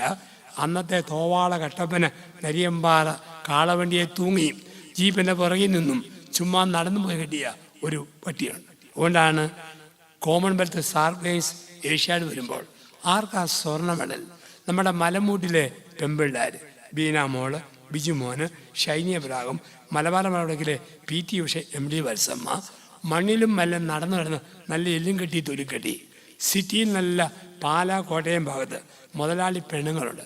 കണ്ടാലോ കുതിർന്ന മോഡേൺ ബ്രെഡ് പോലെ ഇരിക്കുന്നത്. പക്ഷെ കുനിഞ്ഞിട്ട് സ്വർണ്ണ മെഡൽ പോയിട്ട് തെങ്ങിൻ്റെ കവളമെടൽ പോലും പോകാൻ പറ്റുമല്ല. അണപ്പേ കഥപ്പേ ശ്വാസം മുട്ടൽ. അപ്പം ഞാൻ പലപ്പോഴും ഓർത്തു, സെമിനാരി ചേർന്ന് കഴിഞ്ഞപ്പോഴാണ് ചെരുപ്പിടാൻ തുടങ്ങിയത്. ചെരുപ്പില്ലല്ലോ. പക്ഷേ 3 വർഷം മുമ്പ് ആ ഓർമ്മയെ പോയി. 3 വർഷം മുമ്പ് പാതുവായിൽ അന്തോണിസ്വാമിയുടെ കുഴിമാടത്തിൽ എന്നെ ധ്യാനിപ്പിക്കാൻ അവിടുത്തെ മലയാളികൾ വിളിച്ചു. അങ്ങനെ ധ്യാനിപ്പിക്കുന്ന കൂട്ടത്തിൽ തൊട്ടടുത്ത ചെറിയ സിറ്റി ട്രവീസ. അതിനൊരു ഗേറ്റിൻ്റെ കവാടത്തിൽ ഒരു സ്കൂൾ വിദ്യാർത്ഥി പാൻസും കോട്ടും ധരിച്ച് ടൈയും കെട്ടി തോൾ ഒരു കോലയുടെ ചെരുപ്പ് തൂക്കിയിട്ടിരിക്കുക. അന്നത്തെ പാവപ്പെട്ടവർക്ക് കുന്നും മുള്ളും മലയുള്ളിടത്ത് ചെരുപ്പിടാം. നല്ല സ്ഥലത്ത് ചെരുപ്പ് ഒരു കോല തൂക്കി ചുമന്നോണം. അത് തേയാതിരിക്കാൻ വേണ്ടിയാണ്. ഒരു ജോഡി ചെരുപ്പ് മേടിച്ചാൽ 3 വർഷം വരെ ഇടാം. അങ്ങനെ തോളിൽ ചെരുപ്പ് ചുമന്ന ആ ഗ്രാമീണ ബാലൻ പഠിച്ചു അച്ഛനായി, മെത്രാനായി. ഇന്ന് സഭയിൽ അറിയപ്പെടുന്ന വിശുദ്ധ 10-ാം പിയൂസ് മാർപ്പാപ്പയാണിത്. വിശുദ്ധ 10-ാം പിയൂസ് മാർപ്പാപ്പ ജീവിതയാത്രകളിൽ ചില കഷ്ടപ്പാടും അലച്ചിലൊക്കെ വരുമ്പം ബുദ്ധിക്കപ്പുറം. ഇപ്പം ഞാൻ വലിയതവാളക്കാരുന്ന കാലഘട്ടത്തിൽ ഞാനിങ്ങനെ വീടിൻ്റെ മുറ്റത്ത് നിൽക്കുമ്പം അയൽപക്കത്തെ ചേട്ടൻ അക്കരെയുള്ള പറമ്പിൽ നിന്നും ഒരു വല്ലക്കുട്ട നിറയെ കോമാങ്ങ, മൈലാപ്പൂ, ഞെട്ടുകുഴിയൻ, മൂവാണ്ടൻ, സേലം മാങ്ങ കൊട്ടയെ ചുമന്നുകൊണ്ട് പോകും. ഏത്തക്കായും പടലയായി കൊട്ടയെ ചുമക്കും. ഞാൻ മുറ്റത്ത് നോക്കും. ഈ കുട്ടയിൽ നിന്നും 3-4 മാങ്ങായും ഏത്തക്കായും കിട്ടിയാൽ പഴിപ്പിച്ച് തിന്നാമായിരുന്നു. പക്ഷേ എൻ്റെ അമ്മ എന്നെ പിടിച്ച് വീടിൻ്റെ വരാന്തേ കയറ്റും. ഭിത്തിയിൽ തിരുഹൃദയത്തിൻ്റെ ഒരു പൊടിഞ്ഞ രൂപം കെട്ടിപ്പിടിച്ച് അമ്മ പറയും, മോനങ്ങനെ നോക്കി നിന്നാൽ അമ്മയ്ക്ക് നാണക്കേടാ. മോൻ പ്രാർത്ഥിച്ചാൽ മതി. മോൻ വളർന്നു വരുമ്പോൾ മോന് ഈശോ ഏത്തക്കായും തരും, മാങ്ങായും തരും. അമ്മ വാഴ വെച്ചിട്ടില്ല, മാവ് നട്ടിട്ടില്ല. അമ്മയുടെ ഫിക്സഡ് ഡിപ്പോസിറ്റ് ദൈവം തമ്പുരാൻ്റെ ലോക ബാങ്കിലായിരുന്നു. ആകെയുള്ള ഫിക്സഡ് ഡിപ്പോസിറ്റ് 5 പതിറ്റാണ്ട് മുമ്പ് നിരക്ഷരയായ അമ്മ വിശ്വാസത്തിൽ പറഞ്ഞത് ഇന്ന് ഞാൻ അനുഭവിക്കുന്നു. ഇന്ന് ലോകം മുഴുവൻ ഞാൻ പറന്ന് നടന്ന് ഞാൻ നടാത്ത എത്ര മാവിൻ്റെ മാങ്ങായ പൂളി തിന്നുന്നത്, ഞാൻ വെക്കാത്ത എത്ര വാഴയുടെ വാഴയ്ക്കായ തൊലി പൊളിച്ച് അടിച്ചകത്ത് കയറ്റുമ്പം ദൈവം പോലും ഓർത്തിട്ടില്ല ഈ അച്ഛൻ ഒറ്റ ഇരിപ്പിൽ ഇത്രയും ഏത്തയ്ക്കാ തീർക്കുമെന്ന്. പക്ഷെ അമ്മയ്ക്കറിയായിരുന്നു, പ്രാർത്ഥിച്ചാൽ മതി, തമ്പുരാൻ തരും. ഇതാണ് വിശ്വാസത്തിന് ഉത്തരവിത. ഈ ഉറപ്പ് നമുക്ക് വേണം. പറഞ്ഞു കൊടുക്കാനുള്ള ഉറപ്പ്, ബലം, ബുദ്ധിക്ക് അപ്പുറത്തേക്കുള്ള വളർച്ചയാണ് വിശ്വാസം. അവസാനമായി 5, വിശ്വാസം ഏറ്റവും ഇഷ്ടപ്പെടുന്നതിനെ പരാതി കൂടാതെ ദൈവത്തിന് വേണ്ടി നഷ്ടപ്പെടുന്നതാണ്. ഏറ്റവും ഇഷ്ടപ്പെടുന്നതിനെ പരാതി കൂടാതെ ദൈവത്തിന് വേണ്ടി നഷ്ടപ്പെടുന്ന വിശ്വാസം. അബ്രഹാമിന് ഏറ്റവും ഇഷ്ടപ്പെട്ടത് ഇസഹാക്ക്. ദൈവം ചോദിച്ചപ്പോൾ ഇസഹാക്കിനെ കൊടുക്കാൻ മനസ്സ് കാണിച്ചു. ചിലപ്പം ഇഷ്ടപ്പെട്ട ജീവിത പങ്കാളിയെ ദൈവം കൊണ്ടുപോകാം, ഇഷ്ടപ്പെട്ട കുഞ്ഞുങ്ങളെ ദൈവം കൊണ്ടുപോയിരിക്കാം, ഇഷ്ടപ്പെട്ട കാരണവന്മാരെ കൊണ്ടുപോയെന്നിരിക്കാം, ഇഷ്ടപ്പെട്ട സൗന്ദര്യം രോഗം വന്ന് ക്ഷീണിച്ചു പോകാം, ഇഷ്ടപ്പെട്ട ആരോഗ്യം ഒരു സ്ട്രോക്ക് മൂലം അസ്തമിക്കാം. അങ്ങനെ ഇഷ്ടപ്പെട്ടത് പലതും നഷ്ടപ്പെടുമ്പോൾ പിടിച്ചു നിൽക്കുന്നതാ വിശ്വാസം. നമ്മളെ സംബന്ധിച്ച് വിശ്വാസം കാണാപ്പാഠം പഠിച്ച ഒരു പിടി ഫോർമുലയാണ് വിശ്വാസം. കാണാപ്പാഠം പഠിച്ച ഒരു പിടി ഫോർമുല. ഒരു പള്ളിയിൽ ബിഷപ്പ് ഇടവകയിലെ എല്ലാ പള്ളികളിലും ആഘോഷമായ കുർബാന കൊടുക്കാൻ വേണ്ടി വരുമ്പം പിതാവിന് നിർബന്ധമാണ് കുട്ടികൾ കാത്തു നിൽക്കണം. ആദ്യം കാണുന്ന 3 കുട്ടികളോട് പിതാവ് ഓരോ ചോദ്യം ചോദിക്കും. അതിന് ആരോട് ചോദിച്ചോ അവർ മാത്രമേ ഉത്തരം പറയാൻ പാടുള്ളൂ. വേറെ ആരെങ്കിലും പറഞ്ഞാൽ പിതാവിന് അരിശമാണ്. 20 കുഞ്ഞുങ്ങൾ കുർബാന സ്വീകരിക്കാൻ എല്ലാ വർഷവും പിതാവ് ചോദിക്കുന്ന 3 ചോദ്യം. 1, ആര് നിന്നെ സൃഷ്ടിച്ചു? 2, എന്തിനു നിന്നെ സൃഷ്ടിച്ചു? 3, എന്താണ് ജീവിത ലക്ഷ്യം? സ്ഥിരം ചോദ്യമാണ്. ഒരു കൊച്ചു കന്യാസ്ത്രീ 20 പിള്ളേരെ ഉത്തരങ്ങൾ പഠിപ്പിച്ചു. 3 കുട്ടികളെ ഓരോ മുറിയിൽ ഒറ്റയ്ക്കിരുത്തി ഓരോ ചോദ്യം ഓരോ ഉത്തരം. ഒരു കുട്ടിയെ 1 മാത്രം പഠിപ്പിച്ചു. ആര് നിന്നെ സൃഷ്ടിച്ചു? ഏത് പാതിരായാലും പറയും ദൈവം. വേറെ ഒന്നും ഇതിനെ പഠിപ്പിച്ചിട്ടില്ല. 1ാമത്തെ കുട്ടിക്ക് ഇത് മാത്രം അറിയാം. 2ാമത് നിൽക്കേണ്ട കുട്ടി എന്തിനു സൃഷ്ടിച്ചു? ദൈവത്തെ അറിഞ്ഞ് സ്നേഹിക്കാൻ. അത് മാത്രമേ അറിയാം, വേറെ ഒന്നും അറിയത്തില്ല. 3ാമത്തെ കുട്ടിയോട് എന്താണ് ജീവിത ലക്ഷ്യം? അവൻ പറയും ദൈവത്തിൽ വിലയം പ്രാപിക്കുക. പിള്ളേർ ബൊക്കയും തിരിയായിട്ട് നിന്നു. അങ്ങനെ നിന്നപ്പോൾ പിതാവ് വരാൻ വൈകിപ്പോയി.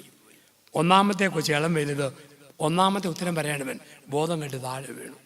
അവനെ താങ്ങിയെടുത്ത് പള്ളിമുറിയിൽ വരാന്തിൽ ചാരിപഞ്ചി കൊണ്ടുവന്ന് കിടത്തി. ഓട്ടോമാറ്റിക്കായിട്ട് 2ാമത്തെ 1ാമതായി, 3ാമത്തെ 2ാമതായി, 4ാമത്തെ 3ാമതായി. താമസിച്ച് വന്ന പിതാവ് കാരെന്നിറങ്ങി. സമയം ലാഭിക്കാൻ വേണ്ടി 1ാമത്തെ കുട്ടിയോട് ചോദിച്ചു, ആര് നിന്നെ സൃഷ്ടിച്ചു? ഇവൻ ആ ഉത്തരം അറിയത്തില്ല. 2ാമത്തേത് അറിയത്തുള്ളൂ. ഇവൻ ബെപ്പപ്പ വെക്കാൻ തുടങ്ങി. പഠിപ്പിച്ച കന്യാസ്ത്രീ അമ്മ ഉഴുന്നവടെ ഉണ്ടാക്കുന്നു. കൈ ഉരുട്ടി ദൈവം ദൈവം ദൈവം. ഇവൻ്റെ കണ്ണ് തള്ളുക. പിതാവിനൊന്നും എന്തോ കുഴപ്പമുണ്ട്. സീൻ രക്ഷിക്കാൻ വേണ്ടി പിതാവ് പറഞ്ഞു, എന്തിനാ മോനെ ചമ്മുന്നത്? ദൈവം അല്ലേടാ നിന്നെ സൃഷ്ടിച്ചത്? അവനു അല്ല പിതാവേ, ദൈവം സൃഷ്ടിച്ച കൊച്ചു ബോധം കെട്ട് വരാൻ്റെ കിടപ്പുണ്ട്. ദൈവത്തെ അർജിസേക്കുന്ന ആളാണ് ഈ നിൽക്കുന്നത് ഞാൻ. പലപ്പോഴും നമ്മൾ പഠിച്ച ഒരു പിടി ഫോർമുല അതിനപ്പുറത്തേക്ക് പോയിട്ടില്ല. 2ാമത്തെ വിസ്തൃപാലൻ്റെ ആശീർവാദം സ്വീകരിക്കുമ്പോൾ ഈശോ പറയുന്നു, നീ വിശ്വസിക്കുക, നീ പ്രാപിക്കുക. നീ പ്രാർത്ഥിക്കുക, നീ പ്രാപിക്കുക. നീ വിശ്വസിക്കുക, ദൈവമഹത്വം കാണുക. നീ വിശ്വസിക്കുക, പുതുജീവനോടെ ഉയർത്തെഴുന്നേൽക്കുക. ആ കൃപയിൽ നമുക്കായിരിക്കാം.